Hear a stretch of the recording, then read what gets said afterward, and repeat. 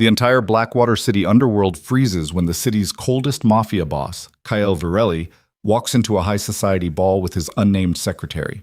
No one knows that the woman in the black dress has been secretly infiltrating his organization for 3 years, seeking revenge for her father's death. And tonight, all secrets will be revealed.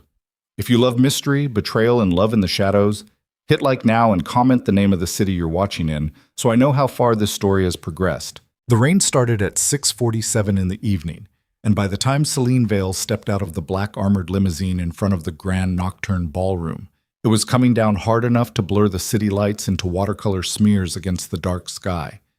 She stood on the wet sidewalk for exactly 3 seconds before the valet rushed forward with an umbrella, his face betraying the shock he wasn't professional enough to hide.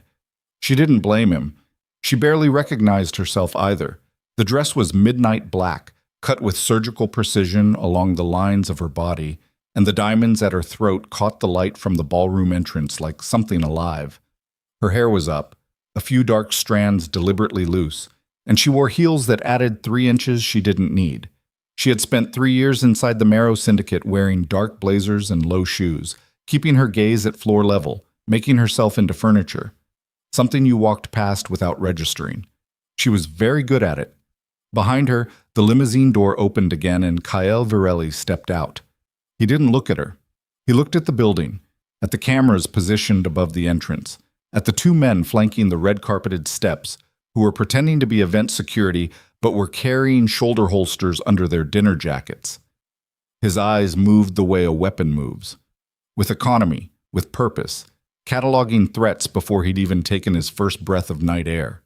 He was 34 years old, and he had the posture of a man who had never once walked into a room without owning it. "You're staring at the cameras," Selene said quietly. "I'm always staring at the cameras. It makes you look guilty." He turned and looked at her then, and something shifted almost imperceptibly across his face. Not warmth, not admiration. Something more complicated and more dangerous than either of those things. He looked at her the way a man looks at a locked room he's never bothered to open before, suddenly wondering what's inside. "You look different," he said. "I am different," she said, and walked ahead of him toward the steps. She felt his eyes on her back the whole way up. Holtz. The Grand Nocturne Ballroom occupied the top 3 floors of the Aldecott Tower, which was itself the most expensive piece of real estate in Blackwater City's financial district. The gala tonight was called the Meridian Foundation Charity Dinner, which was the kind of name that told you nothing and implied everything. The Meridian Foundation had been laundering money through its philanthropic arms for 11 years. Selene knew this because she had spent 14 months reconstructing its financial architecture from fragments of internal documents she'd photographed on her phone during late nights in the syndicate's filing room, cross-referencing them against public tax disclosures, tracing the money through shell companies in 3 different countries. She knew the Meridian Foundation the way a surgeon knows a body, intimately, clinically, with complete knowledge of where it was sick. She also knew that the man who had used it most aggressively was somewhere in this ballroom tonight. The room was magnificent in the way that power always tries to dress itself. Crystal chandeliers the size of small cars, round tables draped in white linen with centerpieces of white orchids, a string orchestra playing something minor key and elegant in the far corner, 3 bars doing brisk business along the perimeter, 300 people at minimum. Senators, federal judges, real estate developers, corporate lawyers, and beneath all that legitimate surface, representatives from 5 of the city's most established crime families, all of them attending politely, all of them pretending they were here for the charity. Selene had been inside this world for 3 years, but never like this. Never visible. She tracked her breathing, in through the nose, slow, out through the mouth. She had learned the technique from a therapist she'd seen briefly after her father died, before the grief had calcified into something harder and more useful. She used it now the way she used most things, as a tool, nothing more.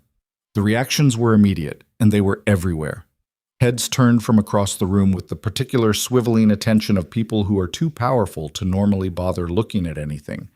A cluster of men near the first bar went quiet.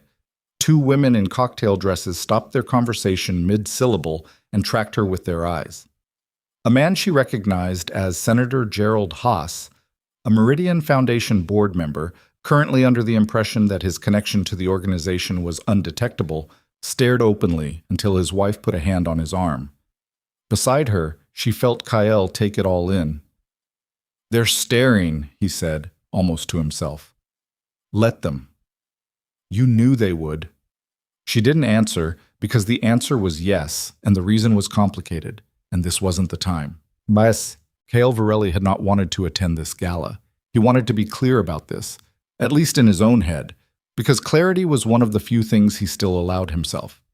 The invitation had come 3 weeks ago through the usual channels, hand-delivered to the syndicate's legitimate front office, a property management company on the 40th floor of a building he owned outright, and his first instinct had been to decline. He declined most social invitations. He had made himself powerful enough that declining invitations was an option, and he exercised it routinely. But one of his senior advisors, a man named Lucien Graves, had pushed back. "You need to be seen," Lucien had said, sitting across from Kael in the leather chair he always occupied when he wanted something, which was most of the time. Lucien was 61 years old, silver-haired, with the kind of face that inspired confidence in people who weren't paying close enough attention. He had been in the syndicate for 30 years and had served Kael's father before him, and in the years after Kael's father died, he had been the one who taught Kael how to run an empire. Kael had trusted him completely for a long time.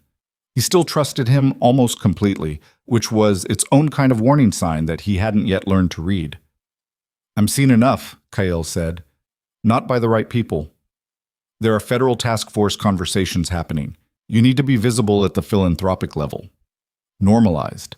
Untouchable through proximity to legitimate power." Kael had agreed eventually, the way he agreed to most of Lucien's strategic suggestions, not because he couldn't argue against them, but because Lucien was usually right, and arguing with someone who was usually right was a waste of time. He had agreed to attend, and then 3 days before the event he had told his assistant, Selene Vale, to arrange his attendance and ensure the appropriate protocols were followed. She had said, without looking up from her computer, "Do you want me to book a +1 or will you attend alone?" "Alone," he said. She had nodded and gone back to her screen. 2 days later, he walked past her desk and found her on a call, speaking quietly, and something in her posture caught his attention. A stillness that was different from her usual stillness, the kind of stillness that wasn't calm but controlled. He had stood in the doorway for a moment before she noticed him, and in that moment he saw her face unclenched, saw something move across it that he didn't have a name for, something old and unresolved, before it went smooth again when she registered his presence and said, "I'll call you back," and hung up. "Who was that?" he asked. "My accountant," she said. He had walked on. He hadn't believed her.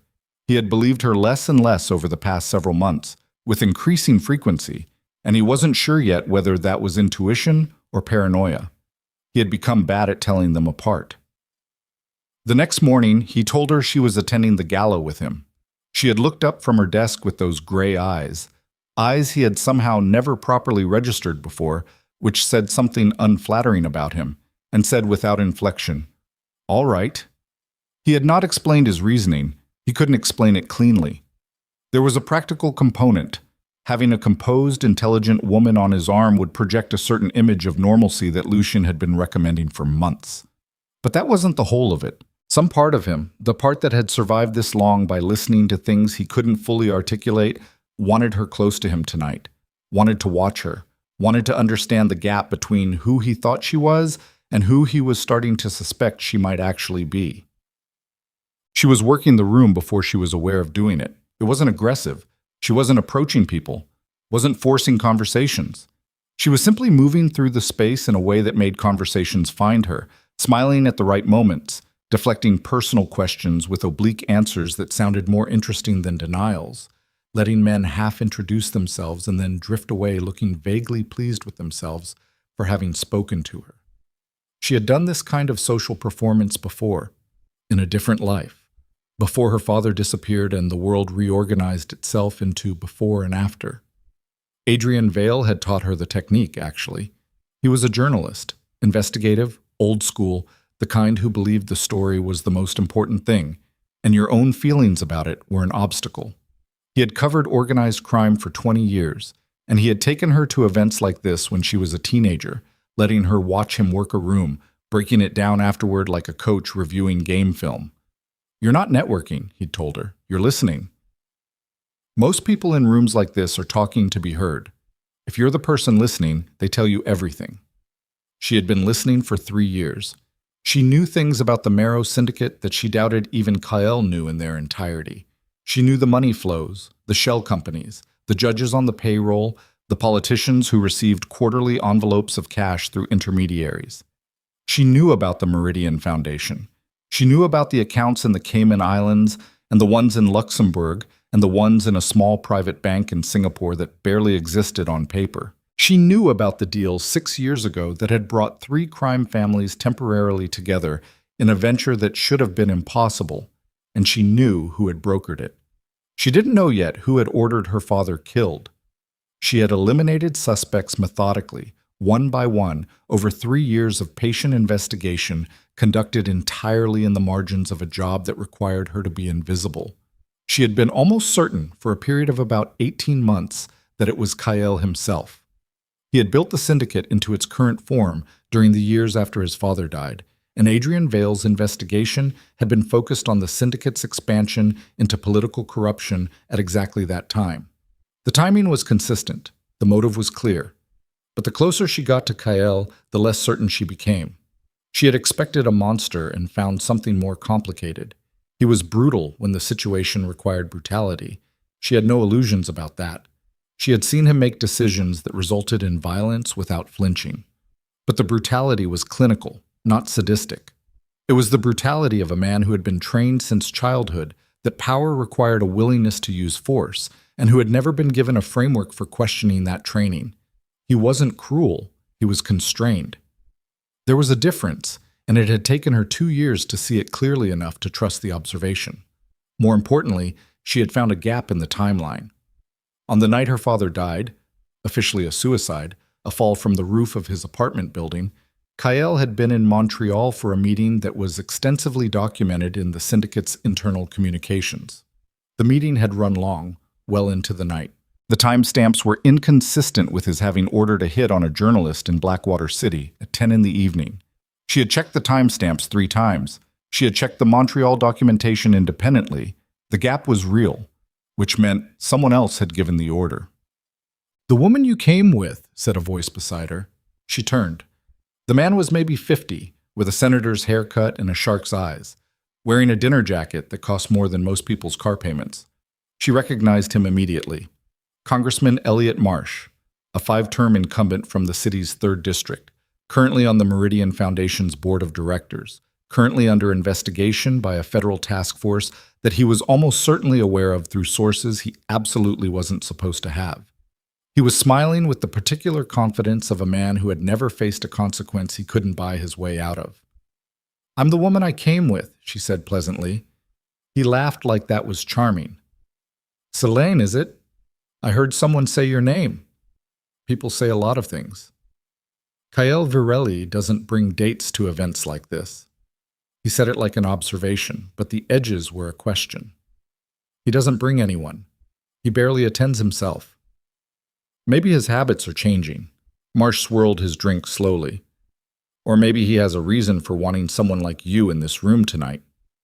"What would someone like me be?" He studied her with the kind of appraisal that was supposed to feel like a compliment. "Someone who doesn't look like what she is." The sentence landed with a weight she felt in her sternum. She kept her face even, her breathing steady, and smiled like he'd said something amusing. "You'd have to tell me what you think I am first." He opened his mouth to answer, and then his phone vibrated visibly in his jacket pocket, and he glanced at it with the reflex of a man who couldn't stop checking for fires. His expression shifted. Something small but definite, a tightening around the eyes. He pocketed the phone and smiled at her again, but the warmth had drained out of it. "Enjoy the evening," he said, and moved away through the crowd. She watched him go. He was heading toward the East Wing corridor, the one that led to the private meeting rooms. His pace was casual, controlled, the walk of a man trying not to look like he was hurrying. She tracked him until the crowd closed behind him. Her own phone buzzed in her clutch. She opened it under the table level, shielding the screen. The message was from a number she'd memorized and never saved. 4 words. East Wing, 15 minutes. She found Kael at one of the bars, alone, which for him was a natural state. He was drinking something that wasn't whiskey. She knew his tells well enough by now to recognize when he was maintaining sobriety, and he was, his glass containing sparkling water that he was holding like a weapon. 2 of his men were positioned 20 feet away in either direction, doing their best impression of guests who happened to be enjoying the canapés. "Marsh spoke to you," Kael said without looking at her. "He did. What did he want?" "To figure out who I am, and why you brought me." "What did you tell him?" "Nothing useful." Kael turned and looked at her directly, and she had the uncomfortable sensation she always had when he gave her his full attention. The feeling of being measured by something extremely precise. "He's going to run your background tonight. His people are already on it." "I know." "Is there anything they'll find?" She held his gaze. "Nothing that will be a problem." This was true, and it was a lie in the way that most things she said to him were both split down the middle. Her background was clean. She'd made sure of that before she ever applied for the secretary position 3 years ago. Clean enough, layered enough, real enough in the ways that a targeted background check would look for. But clean was a relative term when you were sitting on 3 years of covert intelligence collection and a timeline that pointed toward a murder no one had ever officially called a murder. "Lucien is here," Kael said, and his voice changed in a way she'd learned to notice. Not softer, not harder, but different. Flatter. The way a man's voice gets when he's talking about something he's decided not to think about too carefully. "I saw him come in 20 minutes ago," she said. "He came in through the service entrance." Something moved across Kael's face. "How do you know which entrance he used?" "I was watching the entrances." A pause. "Why were you watching the entrances?"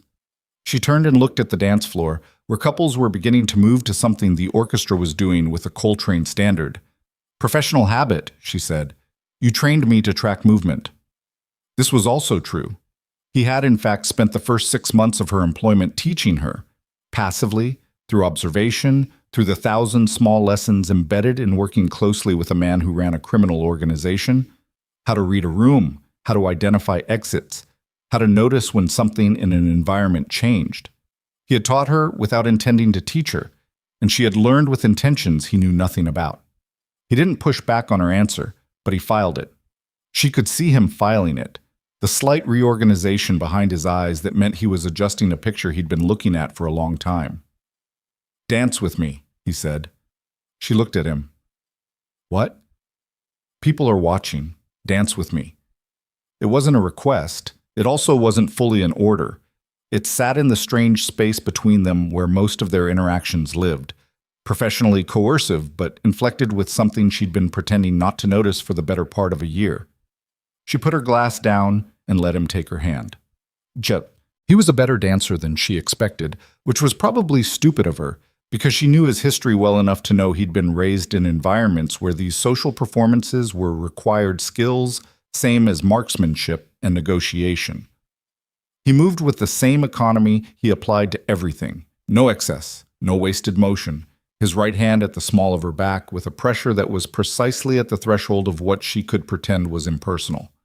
She was aware of him in a way she couldn't entirely suppress, and hated herself for it. "Tell me something about yourself," he said, close enough that she could feel the warmth of the words. "You've known me for 3 years. I know your filing system and your coffee order. That's not the same thing." She watched the room over his shoulder. Lucien Graves was visible across the ballroom, talking to a group of men near the entrance to the East Wing. He was laughing at something, his silver hair bright under the chandeliers, his posture easy and confident. He looked like a statesman. He looked like someone who slept without complications. She thought about her father's face in the last photograph she had of him, taken 2 weeks before he died, at a coffee shop where they'd met to talk about his current investigation. He'd looked tired. He'd looked like a man carrying something too heavy for one person, and she had noticed it and asked him if he was all right. And he had said, "I found something real, something that changes everything." He had not told her what it was. 3 weeks later, the police called to tell her he was gone. "My father was a journalist," she said. Kael's hand at her back shifted slightly. She felt the change in his attention, the particular quality of it becoming more concentrated. "Was," he said. "He died 6 years ago." "I'm sorry. Are you?" The words came out before she decided to say them. She felt him register them, felt the small stiffening that was him processing the implication. On another night, in another context, she might have walked it back. She let it sit. "That's a strange thing to ask," he said finally. "I ask strange questions sometimes." They were quiet through 8 bars of music. The orchestra was moving into something slower, more melancholy, and the chandeliers threw patterns across the floor that shifted as the couples moved through them. "What kind of journalism?" Kael asked. "The kind that got him killed," she said, and smiled at him like she'd said something light, something throwaway, something a person says about their dead father at a party when they want to move past the subject. He stared at her for a moment with an expression she had never seen on his face before, something unguarded, something that almost looked like recognition, before the orchestra stopped mid-phrase. Every light in the grand nocturne ballroom went out simultaneously.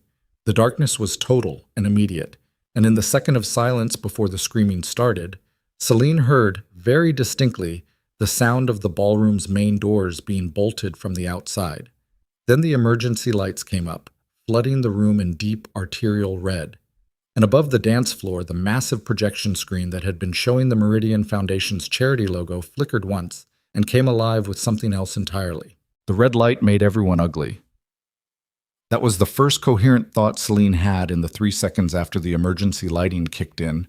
Not fear, not tactical assessment, just that raw and stupid observation that the crimson wash stripped away the glamour and left 300 people looking like what they actually were.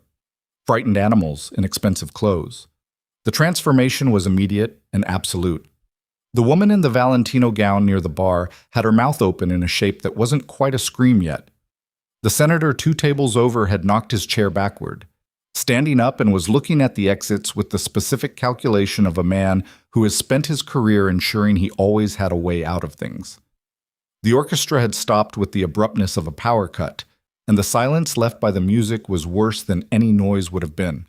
Selene was already moving before the screaming started. She stepped out of Kael's arms. His hand tightened briefly at her back, reflex, not intention, and she felt him let go with what cost him something, and turned toward the projection screen.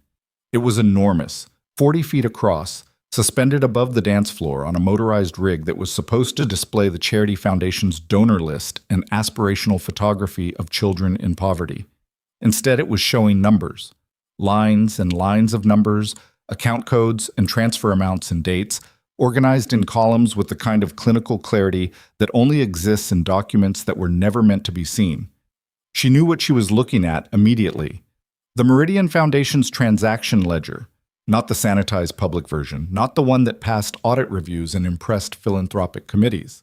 The real one, the one she had been hunting fragments of for 14 months, reconstructing from partial photographs and cross-reference disclosures, and here it was in its entirety, displayed on a 40-foot screen in front of 300 of Blackwater City's most powerful people, while the emergency lights bled everything the color of old wounds. Someone else had found it first. The screaming arrived in a wave from the back of the room, where a group of women near the entrance had reached the doors and found them locked. Selene heard the percussion of fists against reinforced wood, heard someone shouting for security, heard security shouting back from the wrong side of the doors. She turned in a slow circle, cataloging exits. Main entrance, locked. East wing corridor, 2 of Lucien's men visible at the mouth of it, not moving toward the chaos, but watching it with the stillness of people who had been told to hold a position. Service entrance at the northwest corner, currently unguarded, but the distance to it required crossing the entire floor. She found Kael's eyes across 12 feet of red-lit space. He was reading the screen. His face was doing nothing. No panic, no confusion, just the absolute controlled blankness he produced when something was happening that he needed to process faster than his expressions could keep up with. She watched him find a specific line item and go very still in a way that was different from his usual stillness. His jaw set. His right hand, hanging at his side, curled slowly into a fist and then relaxed again. He turned and looked at her. "Did you know?" he said. The question cut through 20 feet of noise and chaos with the precision of something designed specifically to hurt. She held his gaze. "No," she said. He stared at her for 2 seconds. 2 seconds of being weighed on a scale she couldn't read. And then he was moving toward her, and she understood from his trajectory and his speed that whatever he was thinking about her was going to wait, because something more immediate had his attention. Lucien Graves was no longer at his position near the East Wing corridor. Kael noticed this at the same moment Selene did, and she saw it register across his face. The specific quality of attention that sharpens when something expected is suddenly absent.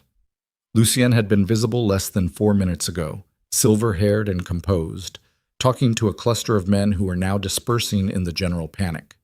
He was not there now. He was not anywhere in Kael's eyeline, which in a room this size, with this lighting, with this chaos, meant he had made a deliberate choice to become invisible. "Where is he?" Kael said, reaching her. "East Wing. He moved when the lights went out." "You watched him." "I watch everything." He was close enough now that she could see the particular tension in the muscles of his neck, the fine line of his jaw working against something he wasn't saying. Up close in the red light, he looked older than 34 and younger at the same time. Older in the eyes, younger in the raw animal urgency she could feel coming off him like heat. "The screen," she said, keeping her voice low and even. "Someone uploaded that ledger tonight. Whoever it was had access to Meridian's internal systems at a level that took significant time to develop. I know what it means. It means someone in this room is burning the foundation down deliberately, which means they have something better to replace it with, or they're done needing it."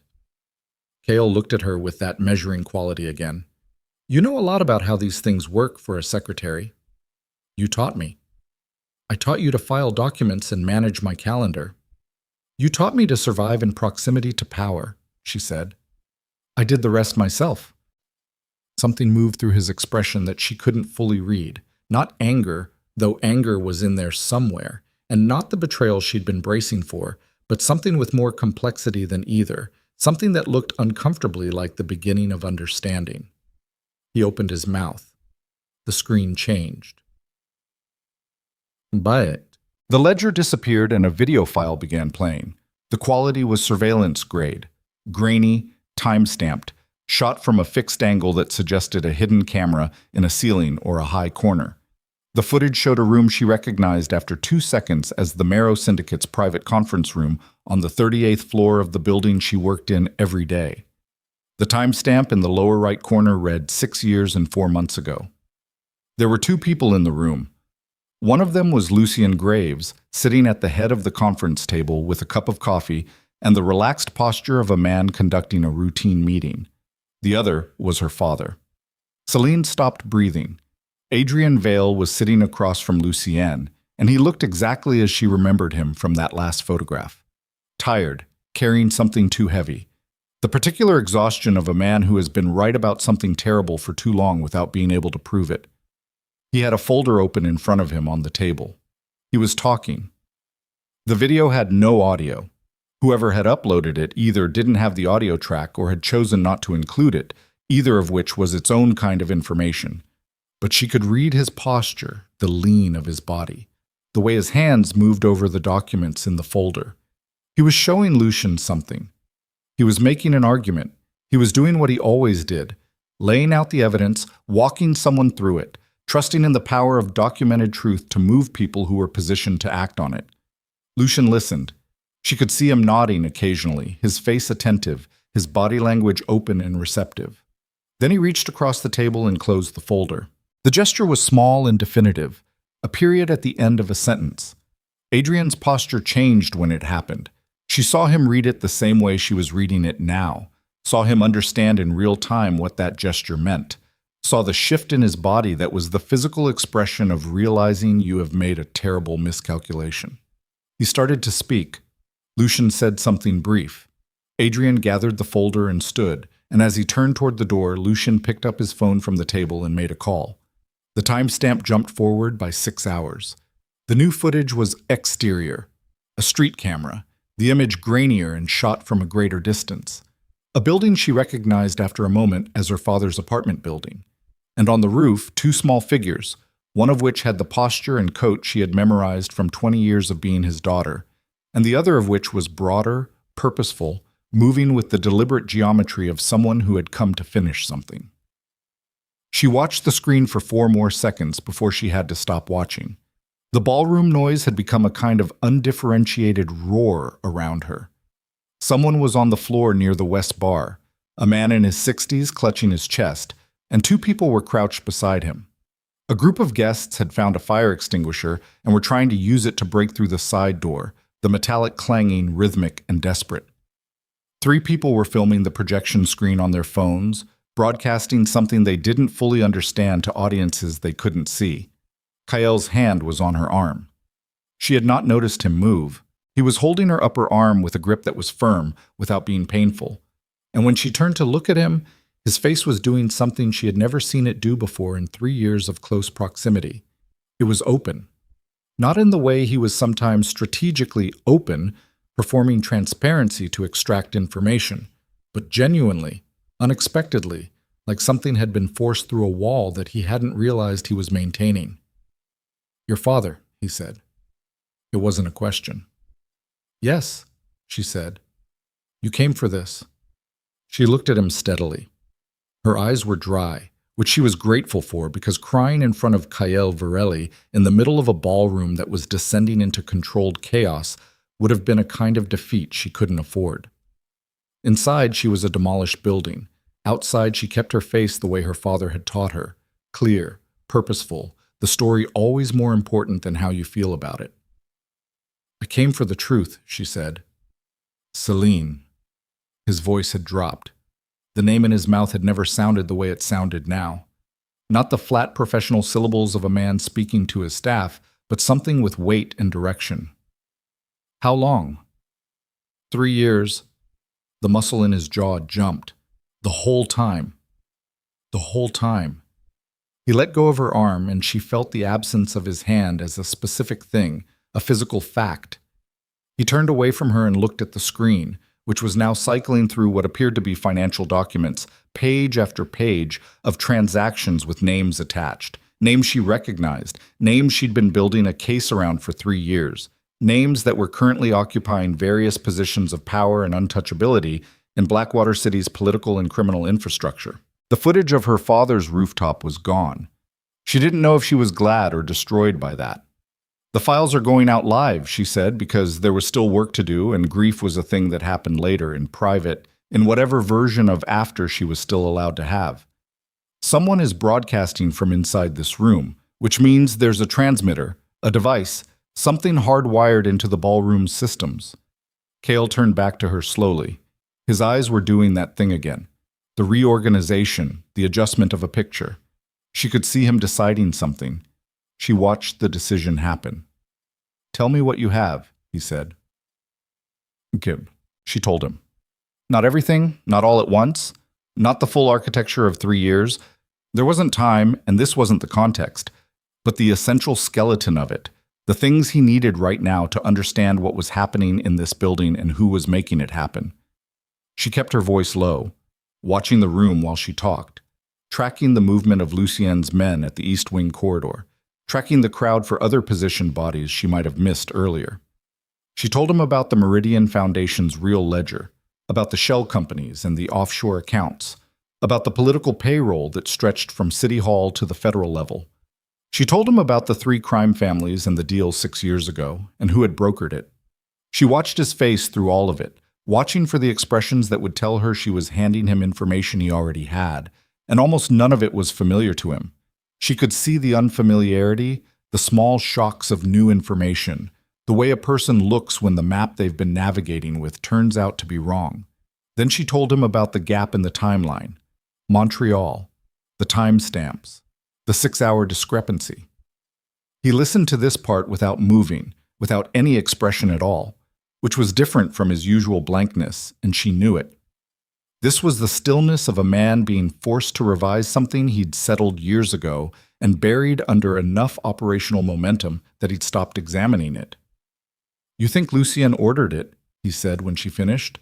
"I know Lucien ordered it. The screen just showed me confirmation I've been trying to get for 3 years. He told me..." Kael stopped, started again. He told me your father was working with federal investigators, that he was building a RICO case, that he had turned and was feeding information up the chain. Did you verify it? Silence.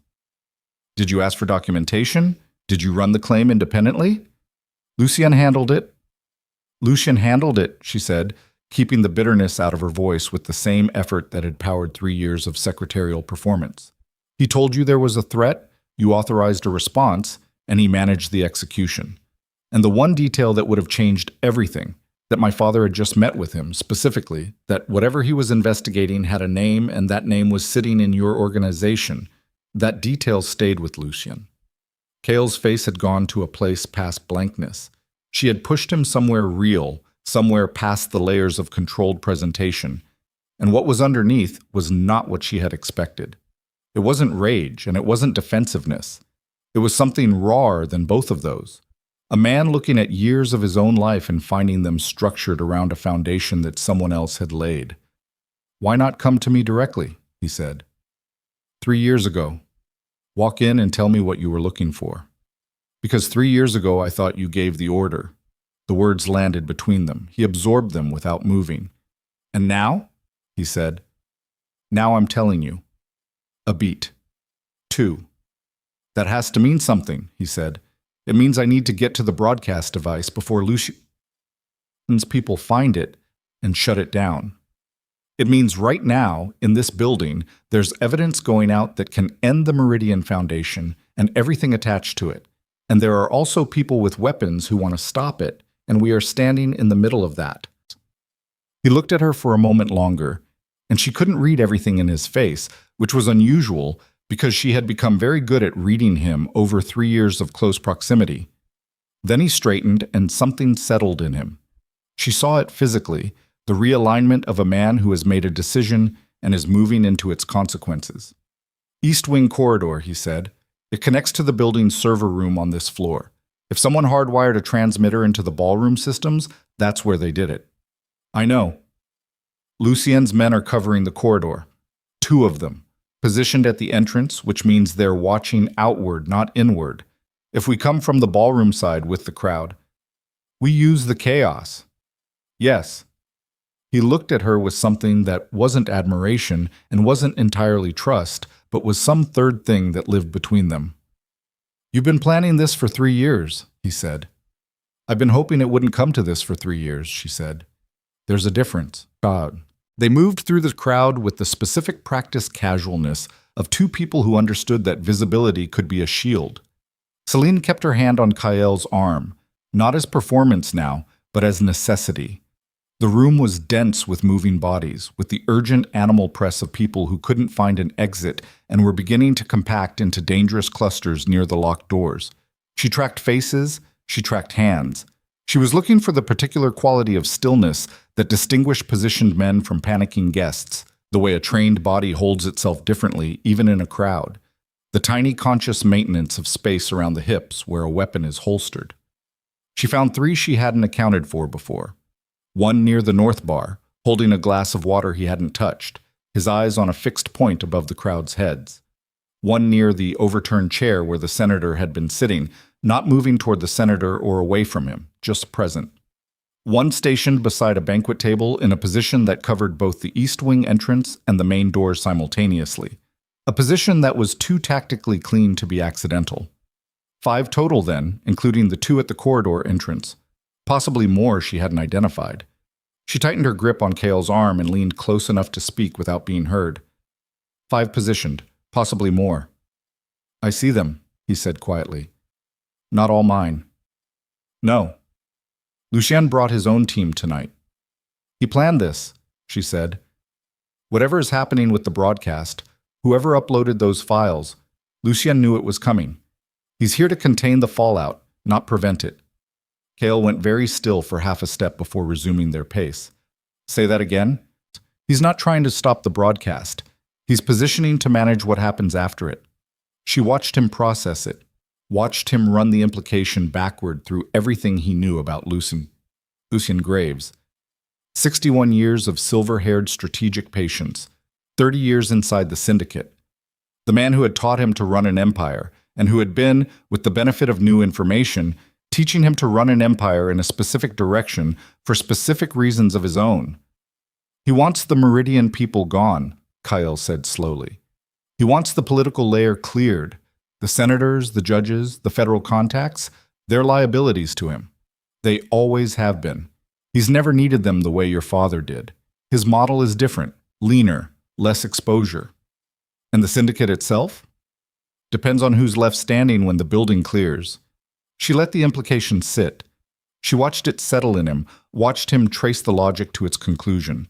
That Lucien's endgame tonight wasn't the Meridian Foundation, wasn't the exposed politicians, wasn't even the evidence playing out on the screen above the dance floor.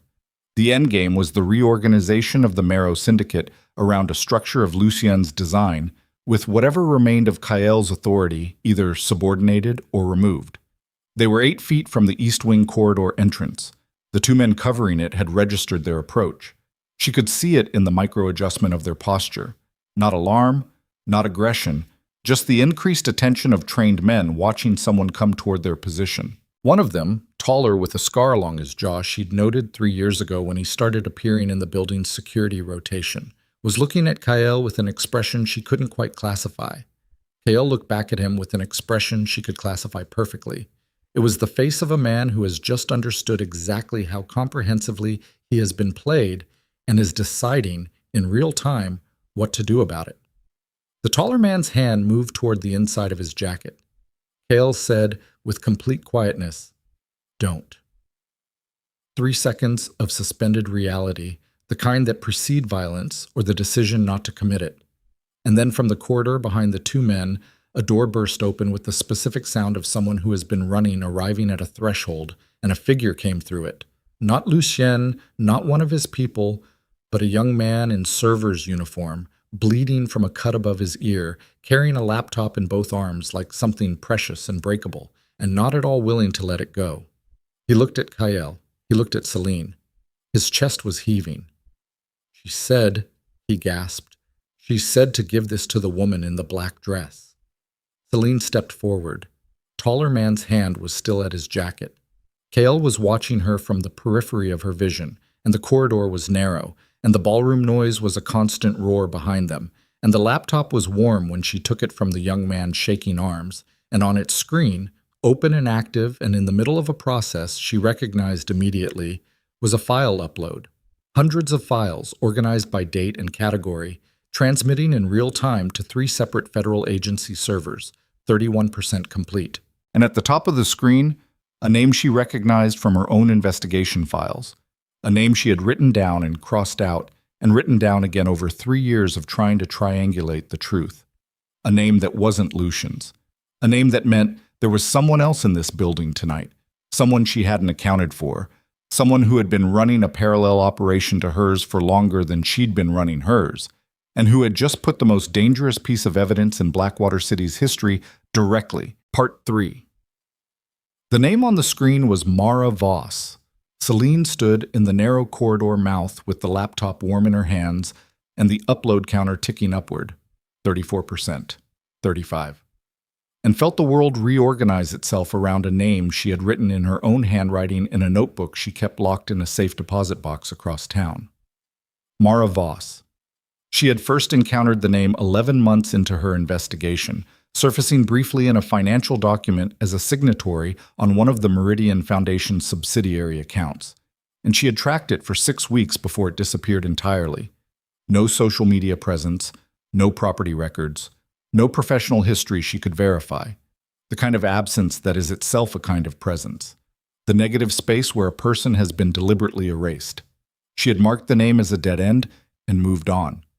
She had been wrong. Whoever Mara Voss was, she had been inside the Meridian Foundation systems at a level that made Selene's 3 years of peripheral intelligence collection look like a child pressing her face against a window. The files uploading to the federal servers weren't fragments or reconstructions. They were originals, complete, time-stamped, and authenticated. The kind of documentation that took years of direct access to accumulate. Financial records, internal communications, meeting minutes, recorded phone calls, surveillance footage. The footage of her father's last meeting with Lucien, All of it. Mara Voss had given her father's murder to federal investigators with a bow on it, and she had done it tonight in this building, using equipment that had been hardwired into the ballroom system sometime before the gala began, which meant she had been inside this building before tonight, which meant she had access and preparation and a timeline that she had executed with a precision that made the entire evening feel, in retrograde, like a stage that had been built specifically and in advance. The young man in the server's uniform was still standing in the corridor, his hand pressed to the cut above his ear, watching Selene with eyes that were too calm for someone who had been running and bleeding 30 seconds ago. "Who sent you?" Selene said. "I told you." She said, "I know what you told me. Who is she? What does she look like? Where is she in this building right now?" The young man's calm cracked slightly. He was maybe 22, and she could see now that the calm wasn't composure but shock, the particular flatness of someone whose nervous system had recently processed something too large for immediate emotional processing. "She was in the server room. She told me to bring the laptop to the corridor and find the woman in the black dress with the man who runs this city." He paused. "She said you'd know what to do with it." "She's still in the server room?" "She was when I left." Selene looked at Kael. He was looking at the laptop with an expression she couldn't fully read. Not the blankness, not the reorganization, but something harder and more stripped down than either. He had heard everything. 40%, he said, reading the upload counter. 60% to go. At this transmission rate, 8 to 10 minutes. "We don't have 8 to 10 minutes. She knew he was right. The taller man with the scar was still in her peripheral vision, his hand no longer moving toward his jacket, but his body language the compressed readiness of someone awaiting a signal. Behind her, the ballroom noise had shifted. The panicked randomness of the first minutes was organizing into something more directed, and she could hear beneath the human noise the particular sound of men moving with purpose through a crowd, the absence of hesitation that distinguished a trained body from a frightened one. Lucien's people were consolidating. "The server room," she said to Kael. "It's 30 meters down the corridor, one door, no secondary exit." "I know." She had memorized this building's schematics in her first month at the syndicate. The ventilation access in the northeast corner of the server room connects to the building's maintenance shaft. It runs to the stairwell on the far side of the floor. Kael looked at her for a half second. "Of course you know that." "Come on, Dita." The taller man with the scar moved to block them. He stepped into the corridor entrance with the particular planted quality of someone who has been told to hold a position and intends to, his shoulders squared, his chin level, his hands visible but ready. He looked at Kael with something that wasn't quite apology. "Mr. Virelli," he said, "Mr. Graves has asked that you and your guest return to the main ballroom." Kael stopped walking. The corridor was narrow enough that 4 people filled it completely, and the sound from the ballroom was a pressure behind them, and the upload counter on the laptop was at 42%, and none of this was what the taller man's face was dealing with. He was dealing with the thing everyone who had ever worked for Kael Virelli dealt with eventually, the specific experience of looking at him directly and understanding, in the animal part of the brain that registers threat before the conscious mind catches up, that this was not a man whose instructions came from anywhere but himself. "Graves asked," Kael said. "Yes, sir." "Step aside." 4 seconds. The second man, shorter, thicker through the shoulders, positioned slightly behind and to the right, shifted his weight in a way that was meant to be subtle and wasn't. Selene catalogued the distance, the angles, the fact that she was holding a laptop that she could not put down or drop because every second of that upload was irreplaceable, and the fact that she was in heels in a narrow corridor, and the fact that Kael was 3 feet to her left with a stillness that was no longer the stillness of a man processing information, but the stillness of a man who has finished processing and arrived at the far side of it. "The last time someone told me where to go in my own city," Kael said quietly, "I was 17 years old, and it was my father. He's been dead for 11 years. He looked at the taller man without blinking. "I won't ask again." The taller man stepped aside. The shorter one didn't move for one additional beat, and in that beat Kael looked at him with an expression so completely absent of threat, so flat, so final. that the shorter man stepped back against the wall and kept his hands exactly where they were. They walked down the corridor. The server room door was not locked, which was wrong. Selene registered it immediately. The latch disengaged, the door resting slightly ajar. A 1-inch gap through which cold air and the blue-white hum of server equipment was bleeding out into the corridor. A locked server room is the default state of a locked server room, always, because the people who install security systems are not naive about the value of what's inside them. An unlocked server room during an active security crisis in the building above it meant either that someone had left in a hurry or that someone wanted it to appear that way. She put her hand on the door and pushed it open slowly, leading with her shoulder, keeping the laptop against her body. The server room was long and narrow, walls lined floor to ceiling with rack-mounted equipment, the overhead lighting a harsh white that made everything look clinical and exposed. It smelled like cooling systems and soldered metal, and the particular neutral temperature air of a space that doesn't care about human comfort. 3 rows of server racks ran the length of the room, creating 2 narrow aisles, and at the far end, visible past the blinking status lights of 100 pieces of equipment, a chair had been pulled up to a workstation that shouldn't have had a chair near it. The chair was empty. On the workstation, a second laptop sat open, connected to the rack behind it by 2 cables, its screen showing a mirror of the upload process from the laptop Selene was carrying, 61%, 62. Both devices were transmitting simultaneously, which meant even if one was found and shut down, the other would continue. Mara Voss had built redundancy into her operation, which meant Mara Voss was not an amateur and had planned for the possibility that one of her devices would be compromised. A professional, then. And she was gone. Selene set her laptop on the floor beside the workstation and straightened. She turned in a slow circuit of the room, checking the aisle spaces, checking the shadows behind the server racks. The ventilation access in the northeast corner was a grill panel roughly 2 feet square, and it was standing open, the panel removed and leaning against the wall beneath it. Mara Voss had gone into the maintenance shaft. "She's gone," Kael said from behind her. "Yes." "The upload is still running. Both of them." Selene gestured at the second laptop. "She built a backup. Smart." Kael moved to the workstation and looked at the screen. She watched him read the file categories: financial records, communications, surveillance, and then a subfolder she hadn't noticed on her laptop screen, labeled simply with a date: 6 years and 4 months ago, the date of her father's last meeting. "There's more in this one," he said. She came around the workstation and looked. The subfolder contained not just the video footage she had seen on the ballroom screen, but a complete file: audio recordings, written transcripts, a chain of internal communications spanning 14 months prior to her father's death, and at the bottom of the file tree, a document labeled Authorization. She clicked it. The document was a single page. It was a kill order, the syndicate's internal version of one, written in the institutional language she recognized from 3 years of reading confidential documents, stripped of explicit instruction but perfectly clear in its meaning to anyone who understood the vocabulary. It authorized the permanent removal of a named security risk. The name was her father's. The signature at the bottom was not Lucien's. She looked at the signature for a long time. The name was not one she recognized.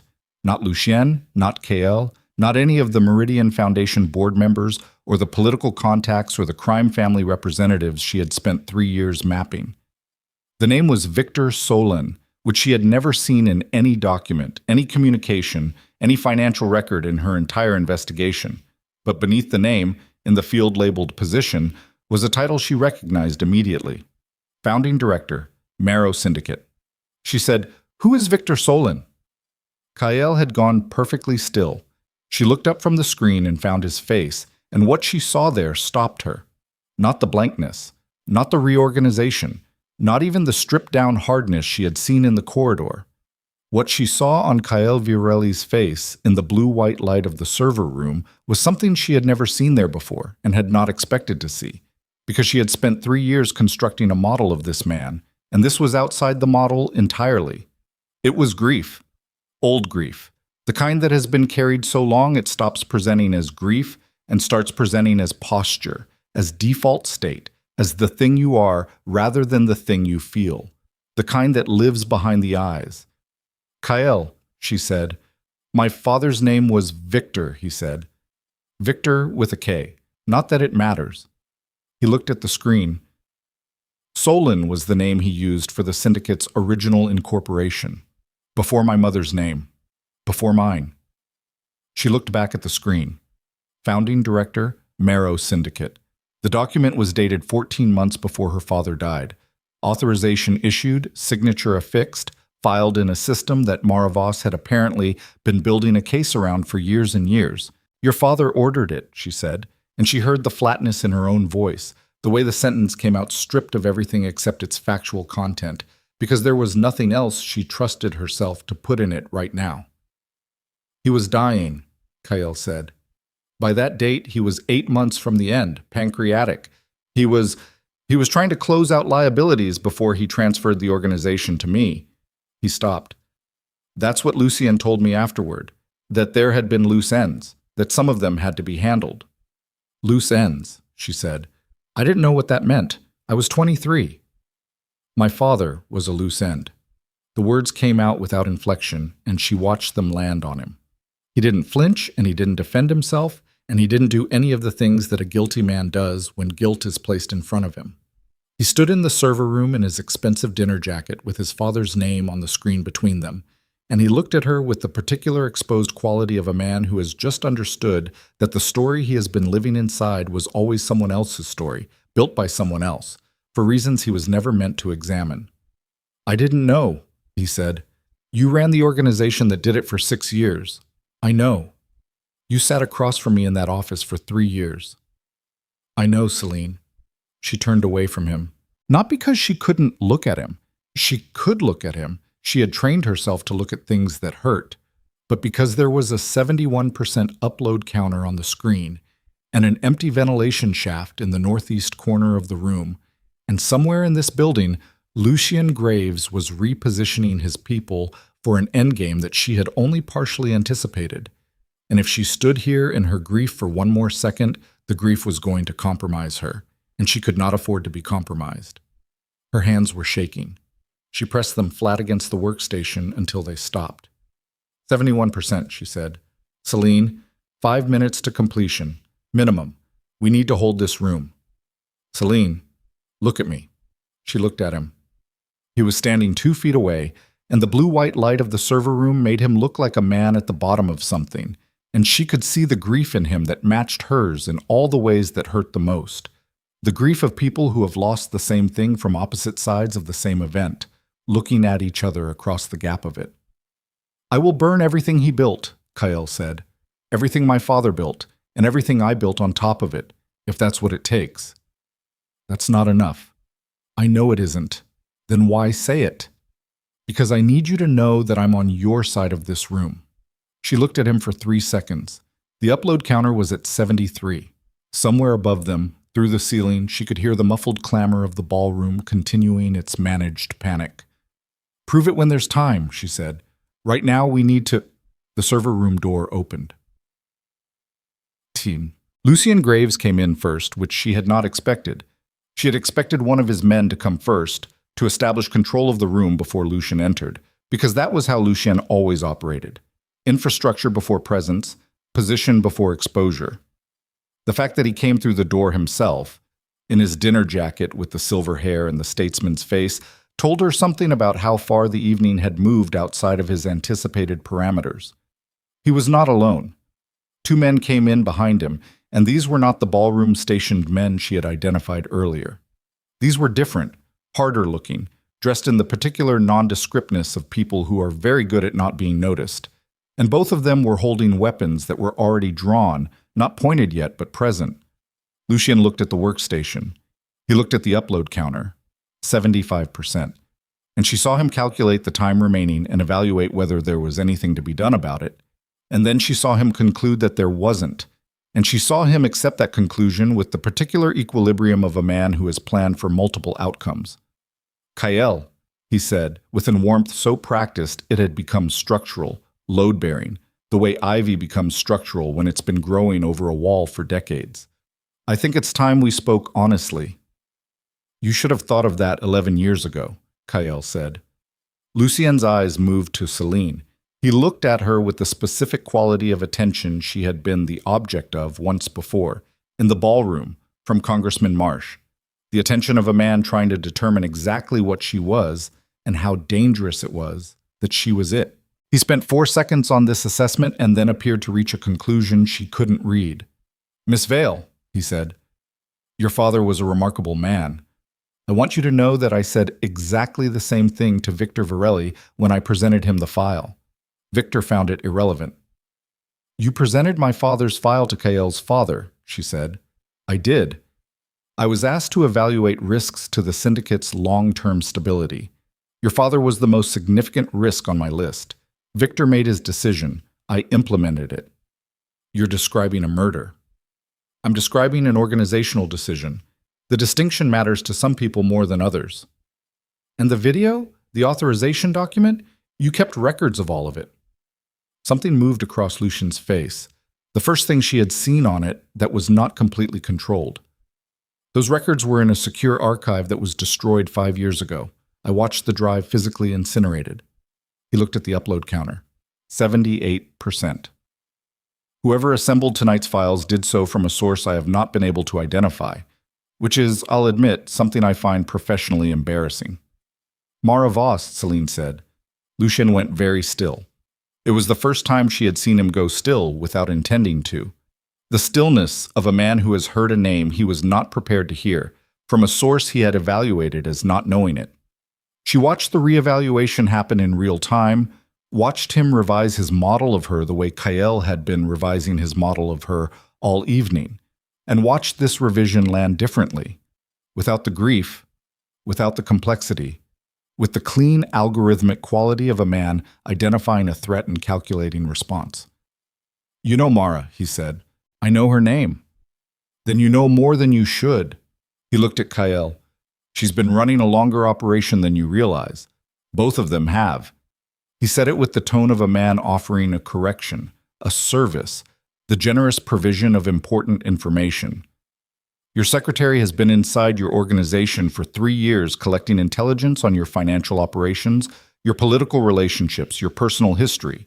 Everything she knows is now in federal hands.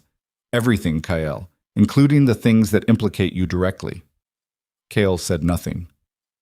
You authorized the Harmon Street operation, Lucien said, still in that tone, still with that warmth. You signed the documentation. You were 24 years old, and I told you it was a property acquisition dispute, and you signed what I put in front of you. But your name is on it. The federal case that's being built tonight from those uploaded files. Your name is in it, Kael, significantly.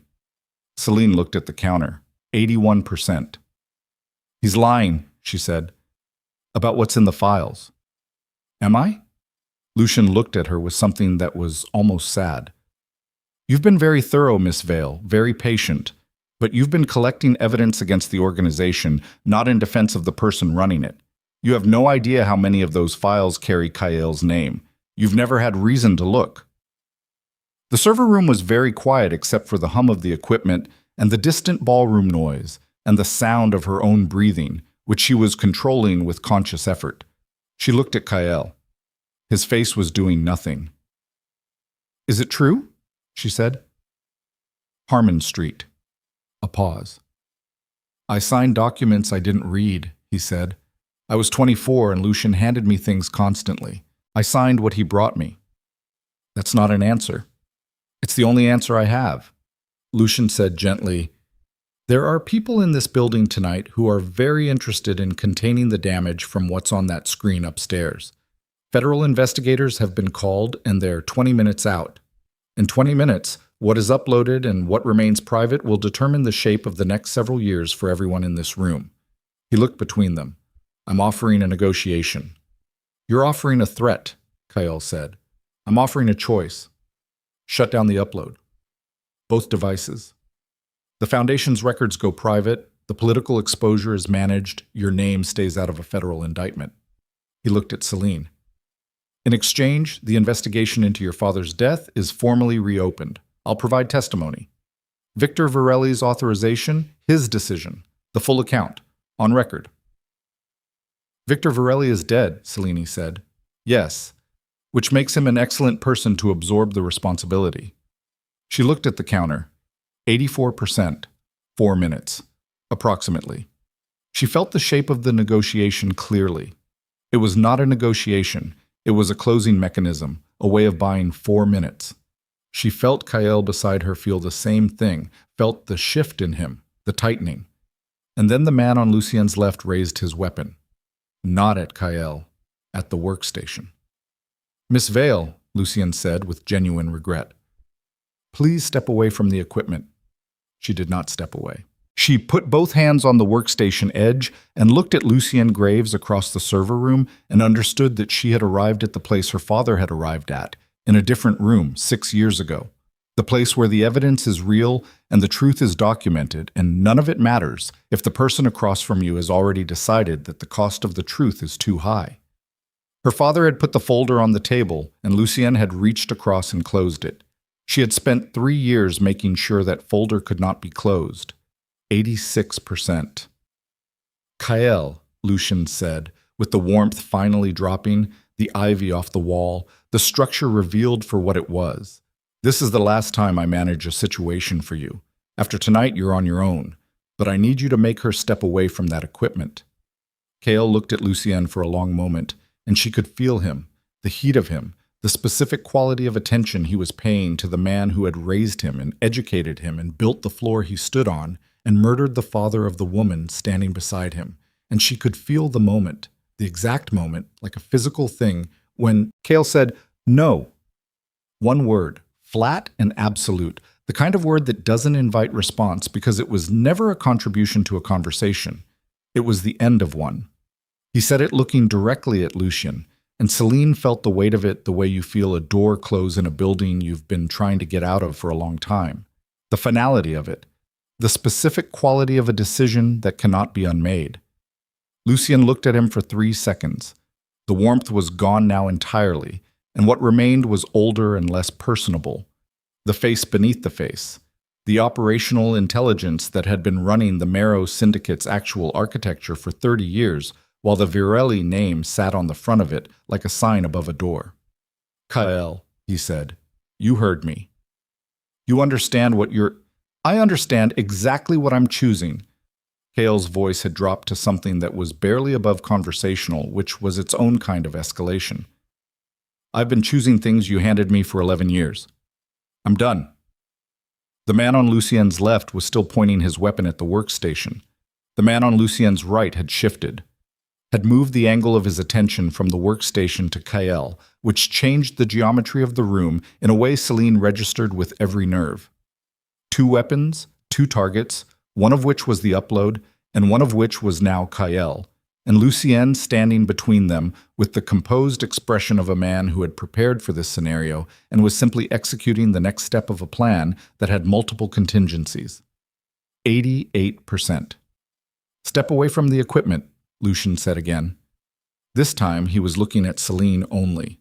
She looked at the weapon pointed at the workstation. The man holding it was 3 meters away, directly down the aisle between the server racks, his stance textbook, his grip steady, his eyes on the screen rather than on her. He was going to shoot the laptop, not her, not yet, because shooting her in a room that was about to be full of federal investigators was a different kind of liability than destroying a piece of hardware. She had maybe 4 seconds before he stopped waiting for Lucien's verbal instruction and took the shot on his own authority. She did something she had not done in 3 years. She stopped calculating and moved. She threw herself sideways and down, getting her body between the man and the workstation with the specific logic of a person who has decided the hardware is more important than her own structural integrity. Her knee hit the server room floor hard enough to light up her entire leg, the black dress tearing along one seam, and she got both hands around the laptop and pulled it against her chest as the shot came. It hit the server rack 18 inches above her head. The sound in the enclosed space was enormous. A compressed crack that left a high tone ringing in both ears, and the hot metal smell of discharged gunpowder punching through the cooled server room air. A status light on the rack above her went dark. A shower of small plastic fragments came down across her shoulders. She was already moving. She rolled left down the aisle, keeping the laptop against her body, getting a rack between herself and the shooter. Her heels were a liability, and she registered this and kicked them off simultaneously, one, then the other, moving in her bare feet on the cold floor. She came up to a crouch at the end of the aisle and checked the screen. The upload counter was still running, 89%. Behind her, she heard Kael's voice say, very precisely, "Put it down," and then the sound of impact. Not a shot, but the sound of a body making contact with another body, the grappling percussiveness of men fighting in a small space. She came around the end of the server rack. Kael had closed the distance to the second man, the one who had shifted his weapon to Kael, faster than she would have thought possible, had closed it before the man could bring the weapon to bear cleanly, and he had the man's gun arm controlled with both hands, his body pressed into the man's space, using proximity as a weapon because proximity defeats reach. The man was bigger through the shoulders and fighting back hard, driving an elbow into Kael's ribs with the compact power of someone who has been trained to fight in close quarters. And she heard the breath go out of Kael on impact, but he didn't release the arm. The first man, the one who had shot at the workstation, was coming down the aisle toward her. She had no weapon and no shoes and the laptop in her hands in approximately 2 seconds. She threw the laptop to the floor at the end of the aisle, checked that the upload indicator was still active on the screen, 90%, 91%. And then she stood and she ran directly at the man coming toward her. He didn't expect it. Nobody ever expected it, which was the only reason it worked, which was something her father had told her when she was 15 during a self-defense class he made her take. The person running toward you is always more terrifying than the person running away, because it implies they know something you don't. She ran at him and ducked inside his reach at the last possible moment, and drove the top of her shoulder into his lower chest with every kilogram she had, and they both went down. The impact took all the air out of her. She hit the floor with his weight partially on top of her, and the side of her face hit cold concrete, and she tasted copper immediately. Bit the inside of her cheek on impact, which she registered and filed and did not allow to slow her down. She got her elbow into the floor and pushed, trying to create space, and he was grabbing for her arm, finding her wrist, and she yanked her wrist across her own body in the direction of his thumb, because that is the one direction a thumb grip cannot follow without breaking the thumb. Her wrist came free. She got a knee under her and came upright, and she was running again before she was fully aware she'd made the decision to run. She looked across the server room. Kael had the second man's weapon now. She didn't see when it had transferred, but it had, and had the man face down on the floor with a knee in his lower back, and the weapon pressed to the back of his skull, and the man had gone completely still with the specific total stillness of someone making peace with a situation they cannot change. Lucienne was standing 3 feet from the door. The first man was getting up behind Selene. She heard him and turned and found him up to one knee, his weapon on the floor 2 feet from his hand, his face bloodied from the fall. He looked at her and looked at the gun and made the calculation, and she said, "Don't." And he stopped calculating. The room was breathing. Kael looked up from the floor at Lucienne. His lip was cut from the elbow to the ribs, and there was a smear of blood on his jaw that was his own, and his dinner jacket was torn at the shoulder seam, and he looked at Lucy Graves across the server room with 34 years of history between them and the particular emptied-out quality of a man who has set something down that he's been carrying since he was a child. Lucienne looked back at him with something she hadn't expected to see on his face. Not fear, something more complicated than fear. Something that looked, just for a second, just in the particular blue-white light of the server room before he locked it back down, like the grief of a man who wanted a different outcome and cannot have it. She turned to the laptop on the floor. 93%. "Lucienne," Kael said. "Don't." "How long?" Lucienne looked at him. "How long what?" "How long did you know? About Selene?" A pause. 8 months. She felt Kael absorb this beside her. 8 months. She had been inside the syndicate for 3 years, and Lucienne had known for 8 months that she was not what she appeared to be. And he had said nothing to Kael and had made no move against her, which meant he had decided she was more useful as an asset than a threat, which meant he had been watching her investigation unfold and tracking where it was going and planning around it. "You let her run," Kael said. She was looking in the right places. I wanted to see what she found. You used her. I used everyone. That's what I do. He said it without apology, without effect, as simple factual accounting. I've been doing it for 30 years, and you've been the beneficiary of it for 11 of those years, and you have never once asked how the machine worked. You wanted the throne, and you wanted clean hands, and I provided both. I was 23. You were 23, and then 24, and then 25, and you kept not asking. The sentence landed with a weight that was different from accusation. She heard the truth in it, and she could see from Kael's face that he heard it too. The particular truth that is most damaging because it is partially earned, because the person saying it has the standing to say it, even though they lost that standing in the same moment they created the conditions for it. 95%. The first man was still on one knee, his weapon on the floor, watching the room. Behind her, she heard the door, not opening, but the specific sound of a handle being tried from the outside, tested, released. Lucien's men in the corridor. They'd heard the shot and were trying to reach their positions. The door, she said.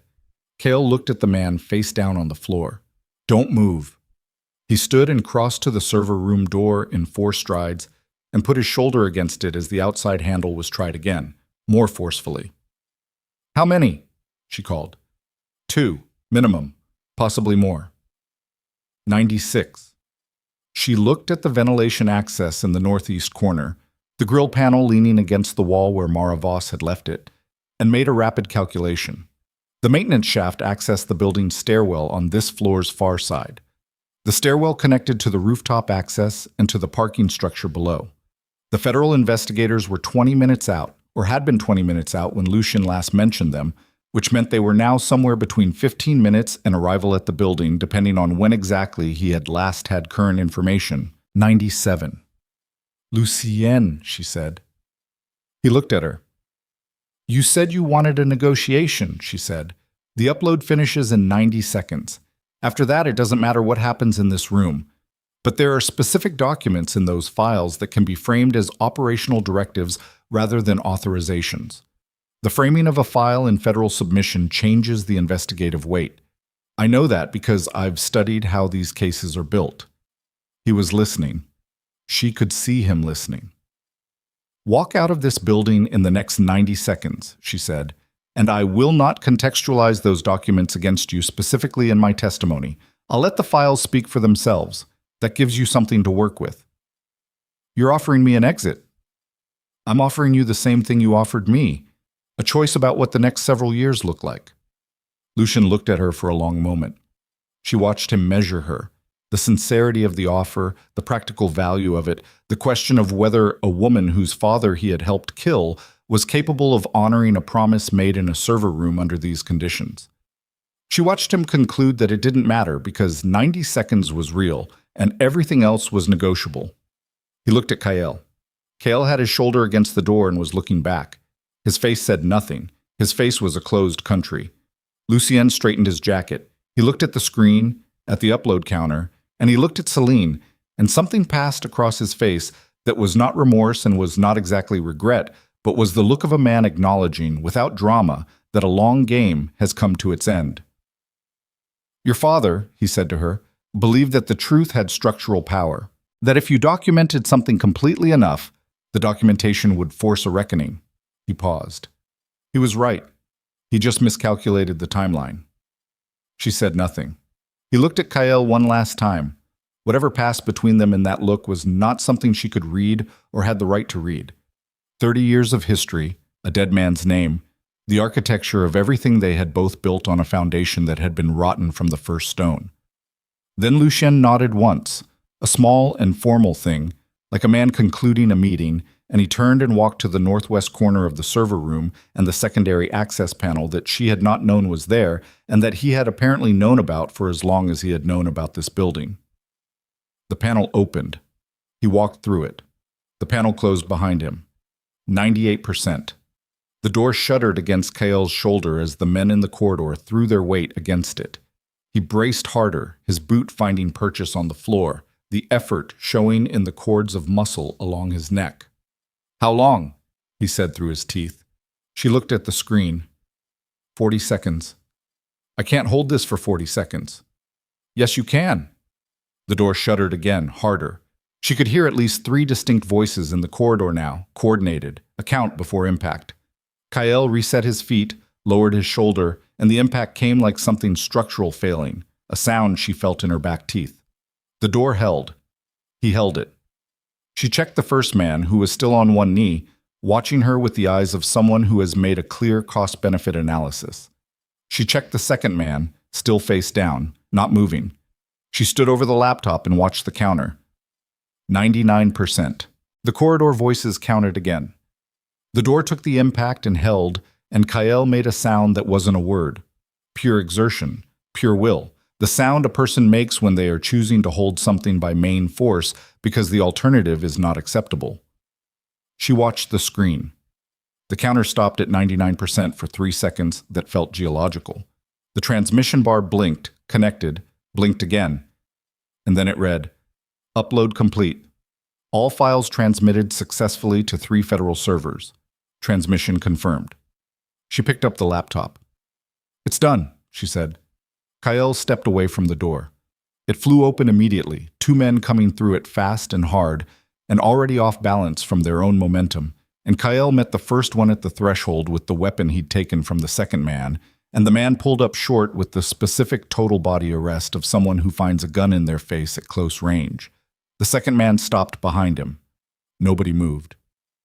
Selene stood in the center of the server room with the laptop against her chest and the upload confirmation on the screen and her bare feet on the cold concrete floor, and she was aware of her own heartbeat. Had been aware of it for the past several minutes, the way you become aware of machinery when it's working at its limit. Fast and loud and physical, a hammering in her chest and throat. She thought about her father's face in that surveillance footage. The moment he understood what Lucien's gesture meant, the folder on the table, the phone call. She thought about him on that rooftop. She had made herself stop watching, and now she stopped herself from finishing the thought, from seeing what she had not let herself see. Later. Later she would be allowed to feel it. "We need the stairwell," she said. "Northwest corner," Kael said, his eyes and the weapon still on the men at the door. "The panel Lucien used. He's in the building." "I know." "He won't run. Not yet. He has a contingency." "He always has a contingency." Kael looked at her then, briefly, cutting across the geometry of the room. He looked at her with the expression she had seen in the server room when he said he would burn everything down. The expression that was not absolution, and was not a promise, and was not a resolution, but was simply a man standing fully in the consequences of himself, without armor, without the buffer of 30 years of someone else's strategic management. "What do you need?" She looked at the panel in the northwest corner. "I need to find Mara Voss," she said. "She uploaded those files and she's still in this building and she knows things about my father's death that aren't in any document." "Mara Voss," he said. "She built this operation. She's been running it longer than I have. She knew about the authorization document, the surveillance footage, all of it. She had access that took years to develop. That means she had a reason. Personal, professional, I don't know yet. But I need to find her before Lucien does." Kael looked at the 2 men in the doorway for a moment. Then he looked at the man who'd been face down on the floor, who had not moved, who was currently being extremely still with the focused determination of someone who has decided that extreme stillness is the safest available option. "You work for a man who killed a journalist in cold blood to protect a financial operation," Kael said to him. "Not angry, not threatening, just factual, the way you tell someone what street they're on. Whatever he's paid you, decide if it's enough." The man on the floor said nothing. Kael looked at the 2 men in the doorway. They stepped back. He moved through the door and Selene followed, and the corridor was empty in both directions, the red emergency lighting still bleeding down from the ceiling strips, the ballroom noise a continuous pressure through the walls. At the far end of the corridor, a door was swinging closed. She pointed. Kael saw it. They ran. The maintenance shaft was barely wide enough for a person to move through, upright, and it smelled like dust and circulated air and the particular metallic neutrality of spaces that have never been meant for human habitation. The shaft ran vertically and horizontally, a grid accessible at intervals by internal ladders and access panels, and Selene moved through it with the memorized confidence of someone who had studied the building schematics until they were a part of her spatial memory. Third level intersection, left. 40 meters to the stairwell junction. Access panel opens outward with pressure at the lower left corner. She had memorized this 18 months ago on a Tuesday afternoon while Kael was in a meeting and she was alone in the office with the building's emergency evacuation documentation. She had photographed it on her phone and studied it for 3 evenings before deleting the photographs. She had not known until tonight why she would need it. Behind her, Kael moved quietly for a large man in a damaged dinner jacket. She could hear his breathing, controlled, slightly elevated, the breathing of a man in good physical condition managing exertion without announcing it. She was aware of him at her back the way she had been aware of him all evening, which was differently from how she had been aware of him for 3 years. "Left here," she said softly. He followed without comment. 40 meters felt like a considerable distance in a horizontal maintenance shaft, in bare feet, with the cold metal floor conducting upward into the bones of her arches. She kept her pace deliberate and quiet, her left hand on the shaft wall for orientation, the laptop under her right arm. At the stairwell junction, the access panel opened as she'd remembered and let them out onto a concrete landing. The building's emergency stairwell, harsh white functional lighting after the red atmospheric emergency lighting of the ballroom floor, the smell of concrete and extinguisher chemicals. Below them, muffled, she could hear the sounds of the building beginning to come apart at its social seams, voices, distant, the acoustics of multiple people on multiple floors beginning to move. Above them, the stairwell rose to the rooftop access, a steel door visible 4 flights up. She heard movement, 2 floors above. Measured, descending. She stopped, put her hand back against Kael's chest to stop him, felt him stop. They listened. Footsteps on metal stairs. One person. The particular acoustic signature of a single-person descent. The weight distribution consistent with someone moving fast but not running, maintaining control. Coming down from the direction of the rooftop. Kael's hand closed on her upper arm from behind, gently, and she could feel from the grip that he was listening to the same thing and drawing the same conclusion, and that the conclusion was resolving in him toward something with a specific direction. The footsteps rounded the landing above them and came into view. Maravos was 40 years old and looked like someone who had spent 20 of those years making very deliberate choices about how invisible to be. Medium height, unremarkable build, dressed in the server's uniform that matched the young man from the corridor, her hair pulled back with the functional severity of someone who had stopped thinking about her hair years ago in favor of other priorities. She had a small black bag on one shoulder, and she was moving with the focused economy of a woman executing the final stage of a plan she had been rehearsing for a long time. She saw them and stopped. For 2 seconds, nobody moved or spoke. The stairwell hummed with the distant sounds of the building and the closer sound of mutual assessment. 3 people in a concrete shaft doing rapid and competing calculations. Maravos looked at Selene. She looked at the laptop under Selene's arm. And something happened on her face that Selene had not expected. Not fear, not aggression, not the trapped animal recalibration of someone whose extraction route has been blocked, but something exhausted and almost grateful. The expression of a person who has been carrying something very heavy for a very long time and has just been told, unexpectedly, that they can put it down. "You're Adrian's daughter," Mara said. Selene's throat tightened. She kept her face even. "Yes," she said. "The upload completed?" 3 minutes ago." Mara closed her eyes for 1 second. When she opened them, they were the eyes of someone who has received news they have been waiting on for years and is processing what it means to finally have it. "Good," she said. "That's good." She looked at Kael with an entirely different quality of attention. "Mr. Virelli, you know who I am," he said. "I know everything about you." She said it without hostility. "I've known everything about you for 6 years. I knew your father for 15 years before that." Kael went still in the particular way he had been going still all evening. "You knew Victor." "I worked for him. Before Lucien decided I was a liability." She shifted the bag on her shoulder. I was the Marrow Syndicate's financial architect. I built the offshore structure. I built Meridian. I built all of it. She paused. And when your father decided to clean house before he died, Lucien came to me with the same conversation he had with Adrian Vale. Selene said, "You were on the list." "I was on the list," Mara said. Adrian's file crossed my desk 3 days before they killed him, because I was still handling internal communications, and Lucien hadn't yet realized I'd seen the authorization document. "I tried to warn your father. I called him. I told him to run." She looked at Selene with something that was not apology, because apology was too small a word for it. "He wouldn't go without the story. He said he was close to something that would break it all open. He said he needed 2 more weeks. She stopped. He didn't have 2 more weeks. The stairwell was quiet except for the building's distant distress.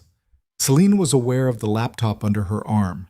She was aware of Kael behind her, and the upload confirmation on the screen and the federal investigators who were now, by her best estimate, somewhere between the building's lobby and this stairwell.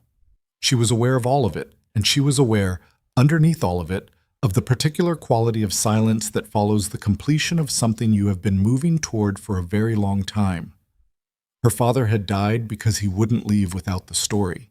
He had died doing exactly what he had always done, what he had taught her to do, staying with the truth until it was documented, until it was out of his hands and into the world where it could not be unwritten. She was standing in a stairwell holding the completion of that story. "Why tonight?" Kael said to Mara. "Why this event?" "Because Lucien is moving the offshore accounts. All of them. He's been planning it for 8 months, and the window closes in 72 hours. After that, the money is in jurisdictions where federal reach is effectively meaningless. I needed the federal agencies to have the documentation before the window closed, and I needed it in a context that guaranteed immediate response." She looked between them. A ballroom full of politicians and crime family representatives being exposed simultaneously on a 40-foot screen generates a response time that a filed complaint does not. "You burned it all down," Kael said. "I burned what needed burning." She looked at him steadily. "There are things in those files that carry your name, not by your knowledge or your authorization, by Lucien's design to ensure your compliance when he needed it. I tagged those documents in the submission. The federal case will see the framing." Kael was quiet for a moment. "You protected me." "I protected Adrian's daughter's ability to have a complete case," Mara said.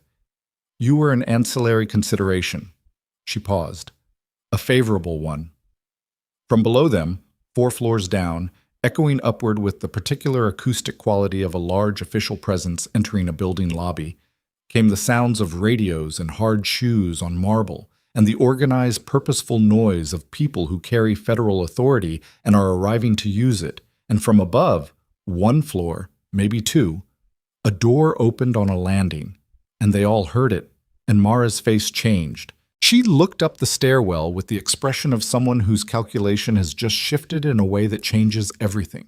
And Selene looked at Kael, and Kael was already looking upward, his jaw set, the weapon still in his hand, and the footsteps coming down from above were measured and deliberate, and she knew before she could see them that they belonged to a man who had anticipated this exit point and had positioned himself above it and had been waiting. Lucien Graves came down the stairs the way he had always moved through the world, without hurry, without visible concern, with the particular unhurried authority of a man who had spent 61 years ensuring that the spaces he moved through reorganized themselves around his presence rather than the other way around.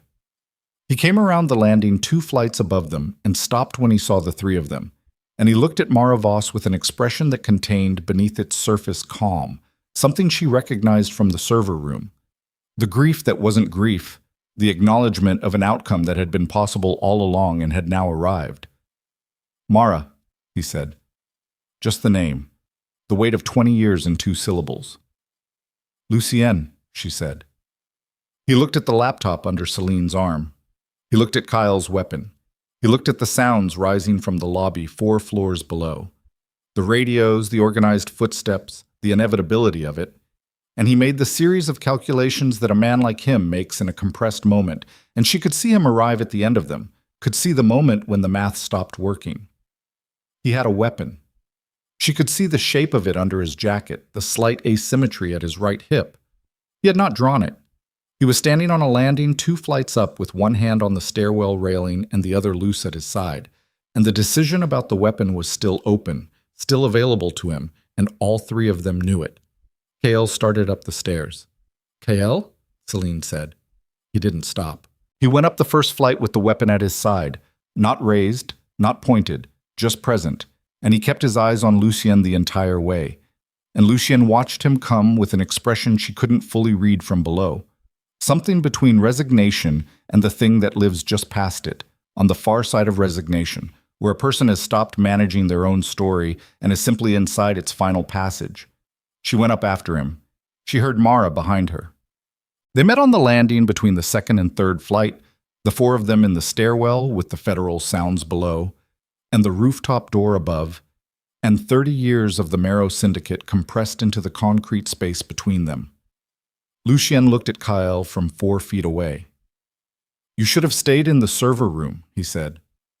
"You should have told me the truth 11 years ago," Kael said. "You wouldn't have been able to carry it. You didn't give me the chance to try." Lucienne's jaw moved. Something passed through him that was not exactly emotion, but was the residue of it. What emotion leaves behind after it has been managed and controlled and strategically suppressed for so many decades that the suppression has become the default state. "I built everything you have," he said, "from nothing. After your father died, the organization was in pieces. The families were circling. There were 3 separate contracts on your life in the first 6 months because you were 23 and untested and everyone assumed you were temporary. I held it together. I held you together." "I know," Kael said. "Then you know the cost." "I know what you told me the cost was." "That's different." Lucienne looked at him for a long moment. Then he looked at Selene, and she met his gaze and did not look away, because she had been practicing this for 3 years. The specific discipline of looking at the truth directly without flinching, without sentimentalizing, without the comfortable softening that makes the truth easier to carry and less accurate. "Your father," Lucienne said to her, "sent me his complete file 3 days before he died. Not to expose me, to convince me. He believed I could be persuaded." He paused on the word, tasting it. He laid out everything: the money, the political network, the murders that had been authorized over 20 years. And he said he would give me the opportunity to come forward voluntarily before he published. He thought I had a conscience that could be appealed to. Another pause. "He was the most intelligent man I ever met, and that was the only thing he ever got wrong about me." Selene said, "He trusted you." "He did. And you had him killed." "I called Victor Virelli and told him the situation. Victor made the decision. I implemented it." He looked at his own hands for a moment, a gesture so uncharacteristic that it stopped her. Lucian Graves, who never looked at his hands, looking at them now in a concrete stairwell. "I have told myself for 6 years that the distinction matters, that execution and authorization are different categories of moral weight." He dropped his hands. "It has become less convincing over time." The federal noise from below was louder now. They were in the building. She could hear the elevator mechanisms, the particular sound of elevator cars being summoned simultaneously, which meant they were dividing their approach between stairwells and elevators, which meant this stairwell was in their pattern. 2 minutes? Mara said from behind Selene, reading the sounds the same way. Lucienne looked up the stairwell at the rooftop door.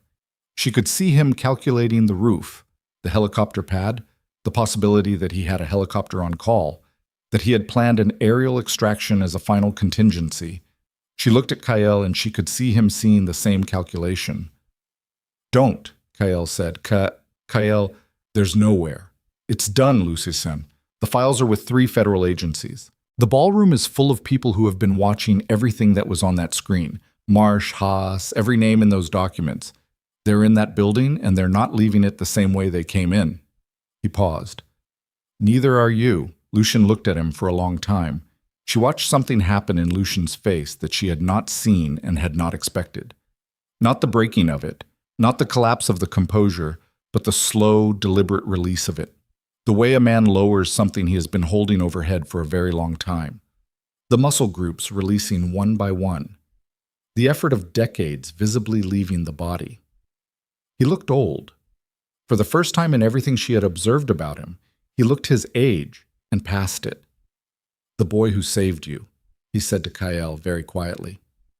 "In the car. Do you remember?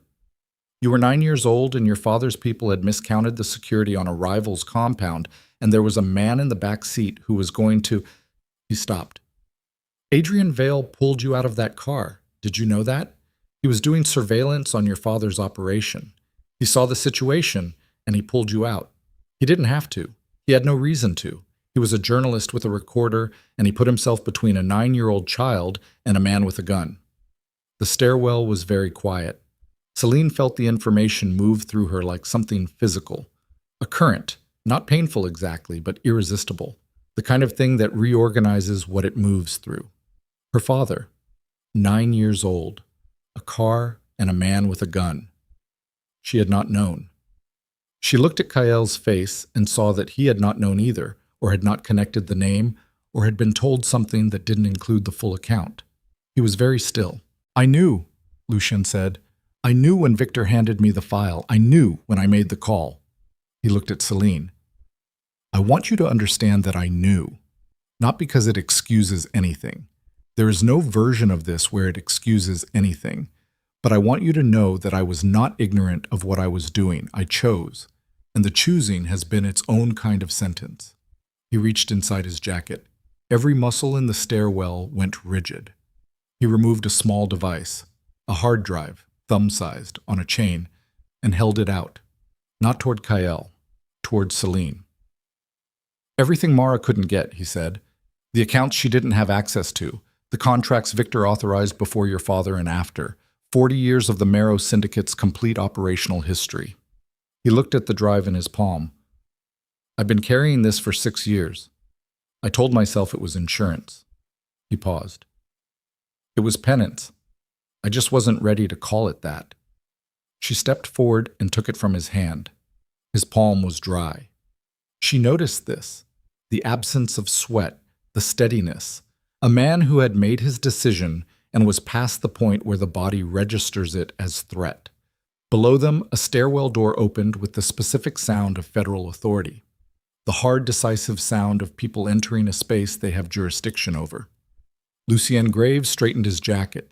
He looked at Kael one final time with the expression she had been trying to name all evening and could only name now, the face of a man saying goodbye to the closest thing he had allowed himself to love, in the only language he had ever been fluent in, which was the language of strategy and consequence and the terrible arithmetic of the choices you make when you are certain you are right.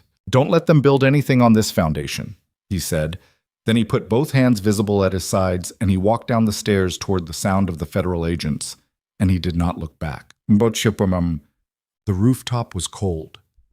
The rain had stopped sometime during the previous 2 hours and left the city washed and dark below them, the skyline of Blackwater City throwing its light upward into a sky that had cleared to show the particular deep blue that follows a storm. Selene stood at the rooftop's edge with the laptop and the hard drive and the cold of the concrete through her bare feet, and she looked out at the city and she breathed. Behind her, Kael was sitting on the helicopter pad safety barrier, his jacket off, his shirt torn at the collar, the cut on his lip dried to a dark line. He was looking at his hands, which he had been looking at since they came through the rooftop door and found it empty, found the helicopter pad unoccupied. Lucien's extraction, if there had ever been one, either cancelled or never real. Mara Voss was leaning against the rooftop access housing, her bag on the ground beside her, watching the city with the particular quality of attention that belongs to people who have been planning the moment they're currently in for so long that actually being in it feels disorienting. For a while, none of them said anything. Below them, through the roof's structure, they could hear the organized activity of the building's lower floors, voices, movement, the specific acoustic signature of a situation being processed and contained by people with authority and procedure. It would be their turn soon. She knew this, and it didn't frighten her, which surprised her, or didn't surprise her, which was its own kind of information about how far she had traveled from the person who had walked into the Marrow Syndicate 3 years ago with a fabricated resume and a grief she had weaponized because she hadn't known what else to do with it. She looked at the hard drive in her hand. 40 years of the Marrow Syndicate, Victor Virelli's authorizations, The contracts and the accounts and the decisions that had built an empire on a foundation of other people's destroyed lives, and her father's file in there somewhere, the complete record of why Adrian Vale had to die and who had decided it, and the account of a 9-year-old boy in a car whose life her father had saved for no reason except that it was the right thing to do, which was the only reason her father had ever needed for anything. She closed her hand around the drive. "Mara," she said. Mara looked at her. "Why Adrian specifically? You could have built this case without his file. The financial records, the Meridian accounts, that's enough for federal prosecution without the murder documentation." Mara was quiet for a moment. The wind off the city moved her hair across her face, and she didn't push it back. "He called me," she said finally, "after I warned him. The night before they killed him, he called me and he said he knew he was out of time. He said he was going to make sure the story survived even if he didn't. He asked me to carry it." She paused. "He didn't know me well. We had spoken twice, but he asked me to carry it and I said yes, and then the next morning—" She stopped, looked at the city. "I've been saying yes ever since." Selene looked at her for a long time. She looked at the face of a woman who had spent 6 years keeping a promise to a man she barely knew, dismantling from the inside out a structure she had helped to build, converting the skills that had made her complicit into the tools of her own accounting. She thought about the kinds of choices that define a person. Not the big obvious ones, not the moments of crisis and confrontation, but the smaller daily ones. The choice to keep saying yes when saying yes is costly. The choice to carry something when putting it down would be so much easier. "Thank you," she said. Mara nodded once, not graciously. Practically, the acknowledgement of a transaction completed. Then she reached into her bag and removed a phone and looked at it. "My attorney," she said, "has had a complete briefing document since this morning with instructions to transmit to federal prosecutors if I don't check in by midnight." She looked at the time. "I have 40 minutes. I'm going to go downstairs and check in." "They'll detain you," Kael said. "I know." She picked up her bag. "I've had an immunity agreement in negotiation for 3 months. Tonight triggered the final terms." She looked at them both. "It won't be simple. It won't be short. But it will be documented, and at the end of it the documentation will be complete." She looked at Selene one more time. "He was right about you, by the way. He said on that phone call that you would find the truth and survive the darkness. He said it like he was certain." She paused. "I didn't believe him then. I do now." She went through the rooftop door and they heard her footsteps descending, steady and deliberate, all the way down. The rooftop was quieter after she left. Selene walked from the edge to the helicopter pad and sat on the barrier beside Kael, not close, not performing distance, just occupying the same structure because it was there and her feet needed the rest. The cold of the metal came through the torn fabric of the dress. She set the laptop beside her and held the hard drive in both hands. "He saved you," she said. "I know." "You didn't know it was him?" "No." "He was looking at the city. There was a man. I was 9. I don't remember his face. I remember his hands. He had big hands, journalist's hands, covered in ink. My father told me the man was one of ours, a syndicate operative who happened to be in the area." He paused. "My father lied to me. About everything, apparently, at sufficient volume and frequency that I've spent 34 years not being able to see the walls clearly." She looked at his profile, the cut on his lip, the damage along his jaw, the specific quality of exhaustion that belongs to people who have been holding structures upright for so long that when the structures finally fall, the exhaustion falls with them, all at once, all the weight coming due simultaneously. "What are you going to do?" she said. "Right now?" "All of it. The organization, the people who work for it, the legitimate operations." He was quiet for a while, a long while, the kind of silence that isn't absence of thought, but the opposite, thought moving too quickly and too comprehensively for speech to keep pace with. "The legitimate side employs 400 people," he said finally. "Property management, 3 restaurants, a security consulting firm. Those stay. Those were always real." He paused. "The rest, The financial structures, the political relationships, the contracts, the federal case will take most of it. What it doesn't take, I'll dismantle. It'll take years. You'll be in the federal case. Yes. Your name is in those files. I know what my name is in. He turned and looked at her. Mara tagged those documents. You heard her. The framing matters to how the investigation builds. It doesn't make you clean. I know that too. He held her gaze. I'm not asking for clean. I don't think I get clean. I think I get honest and I get useful and I get the work of the next several years, however they go. That's what I have. She looked at him in the rooftop dark. She had spent 3 years building a model of this man, building it carefully, scientifically, from fragments and observations and the deliberate suppression of the more complicated feelings she had never allowed herself to fully examine. And the model had been useful, and the model had been substantially wrong in the ways that models always are, because models are made from the outside, and a person is not accessible from the outside, not fully, not the parts that matter. The man on the helicopter pad beside her was not the monster she had expected, and not the villain she had needed him to be, and not the simple instrument of her father's death. He was a man who had been handed an empire built on corruption at 23 years old by a dying father and a manipulative consigliere, who had spent 11 years running it with the tools he'd been given and the framework he'd been taught, who had never asked the questions that would have required him to dismantle the foundation he was standing on. Not innocent. She held on to that because accuracy mattered, and her father had taught her that accuracy was the first obligation. Not innocent, but not what she had believed either.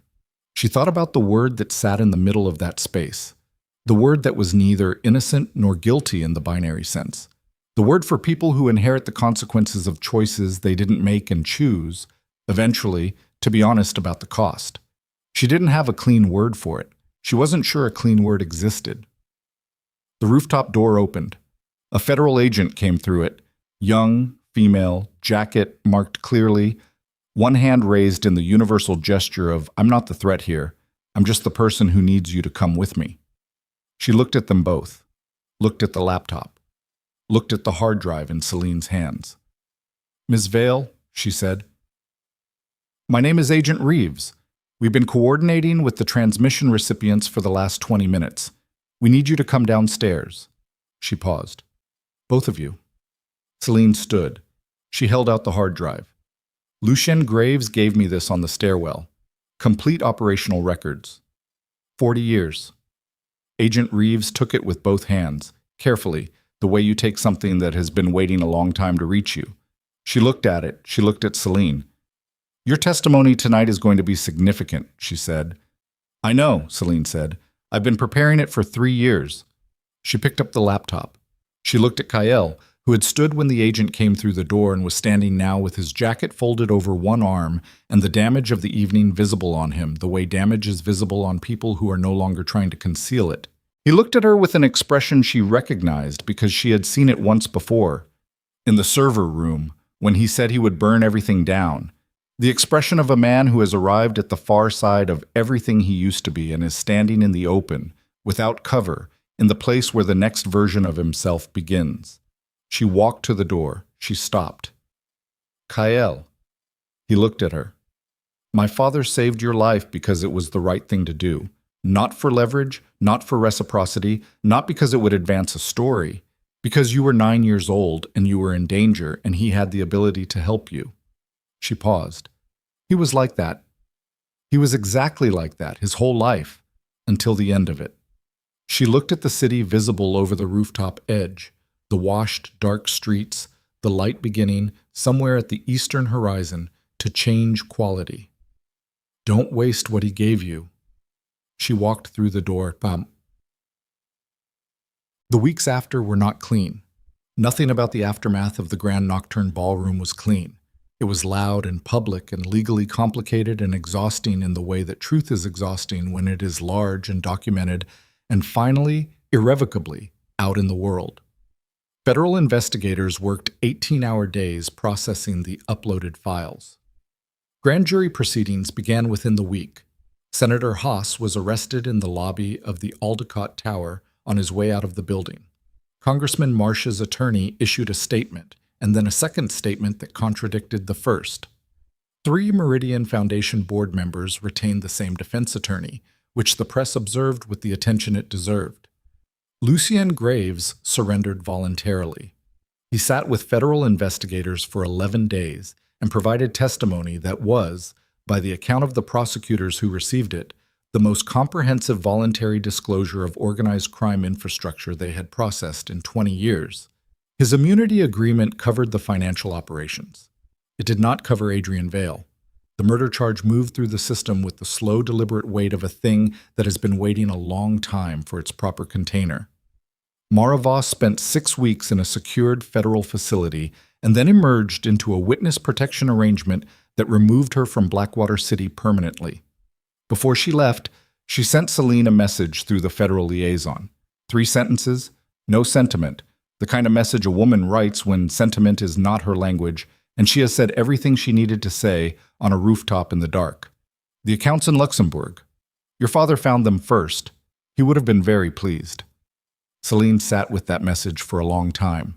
Kael's legal situation was complicated and remained complicated for months. His name was in the federal files in the ways Lucien had specified and in the ways Mara had framed, and the distinction mattered, and the legal process was the legal process. Slow, expensive, without shortcuts for anyone. He retained an attorney, and he cooperated with investigators, and he spent considerable time in rooms where people asked him questions he answered honestly, which was something he had not had practice with, and which proved, he told her once, to be harder than any of the other things. The Marrow Syndicate's criminal operations were dismantled in stages over the following year. The legitimate businesses survived. The 400 people who worked in property management and restaurants and security consulting kept their jobs. Several of them sent letters to the federal court during the proceedings, which the judge read into the record and which said things about the man they worked for that surprised some people and did not surprise Selene. She testified for 9 days across 3 separate proceedings. She had been preparing for 3 years and it showed. The documentation was complete, the timeline was airtight, the evidence chain was unimpeachable. On the 3rd day, when she testified specifically about her father's death, the courtroom was very quiet in the particular way that courtrooms go quiet when something true and irreversible is being spoken aloud in a space designed to contain truth. She spoke without notes. She had carried every word of it in her memory for 6 years. Afterward, in the corridor outside the courtroom, a woman she didn't recognize touched her arm and said, "Your father wrote about my family 15 years ago. He got my brother out of a situation that would have destroyed him." She was maybe 60, with the specific look of someone who has been carrying gratitude for a long time and finally found its destination. "I never got to thank him, so I'm thanking you." Selene stood in the corridor and held herself together with both hands and said, "He would have said he was just doing his job." The woman said, "I know. That's why I'm thanking him." 4 months after the grand nocturne ballroom, on an evening in early autumn, when the city had gone cool and the streets carried the specific smell of rain and turning leaves, Selene went to a jazz club on the waterfront called the Blue Meridian. She had not been there before. She had received an address on a piece of paper through her federal liaison, written in handwriting she recognized, and she had carried the paper in her coat pocket for 3 days before she went. The club was small and unpretentious, a converted warehouse space with exposed brick and low lighting and round tables and a 4-piece ensemble playing something by Miles Davis in the corner. The kind of place that existed at the intersection of good music and genuine intention that had never been fashionable and didn't need to be. The kind of place her father would have loved. Kael was at a table near the back. Not near an exit, she noticed. Not in a position of tactical advantage, not with his back to the wall and his eyes on the door. Just a table near the back of a jazz club, a glass of water and an empty chair, and the posture of a man who has arrived somewhere without knowing exactly what arrives next. He stood when he saw her. He looked different, not physically. The damage from the ballroom had healed, the cut on his lip was gone. He was wearing a dark sweater and dark trousers with the quiet deliberateness of someone who has simplified his life recently. But different in the way people are different when they have stopped performing a version of themselves that was always too costly to maintain.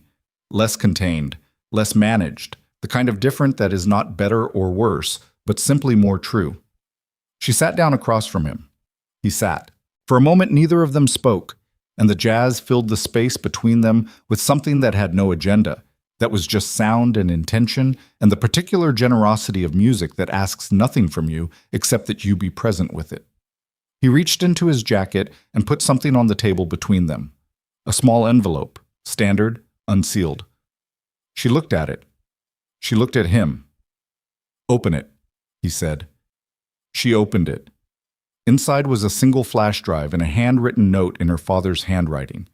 She recognized it immediately, the slant and the pressure of it, the particular way he formed his letters that she had been reading since she was old enough to read.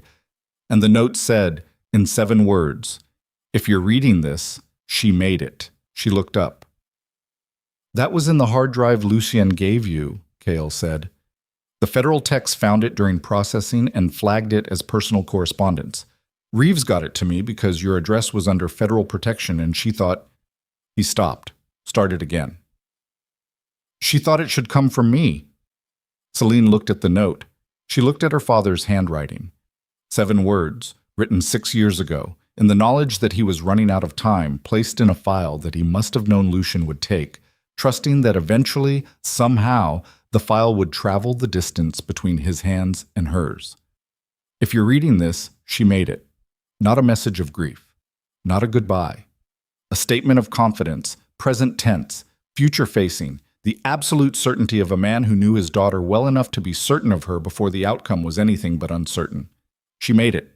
She had made it. She sat in the jazz club with the note in her hands and felt 3 years of weaponized grief complete its conversion, felt it become something different in her chest, something that was still heavy, but not the same kind of heavy, the weight of a thing that is finished rather than unresolved, the weight of a story that has arrived at its last sentence. She was crying. She became aware of this gradually, the way you become aware of rain that has been falling softly for a while before you registered it.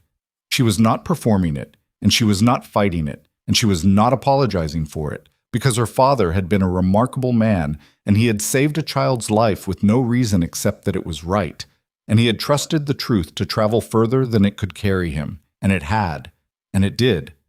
And she was here. Kael did not say anything. He did not hand her anything or move toward her or offer any of the remedies people offer when they don't know what else to do. He sat across from her in the jazz club, and he was simply present, which was the right thing, and he knew it was the right thing, and she was aware of him the way she had been aware of him for months, not as a category or a case or a complication, but as a person, specific and flawed, and in the process of reckoning honestly with the extent of those flaws, which was the only kind of person she had ever found interesting.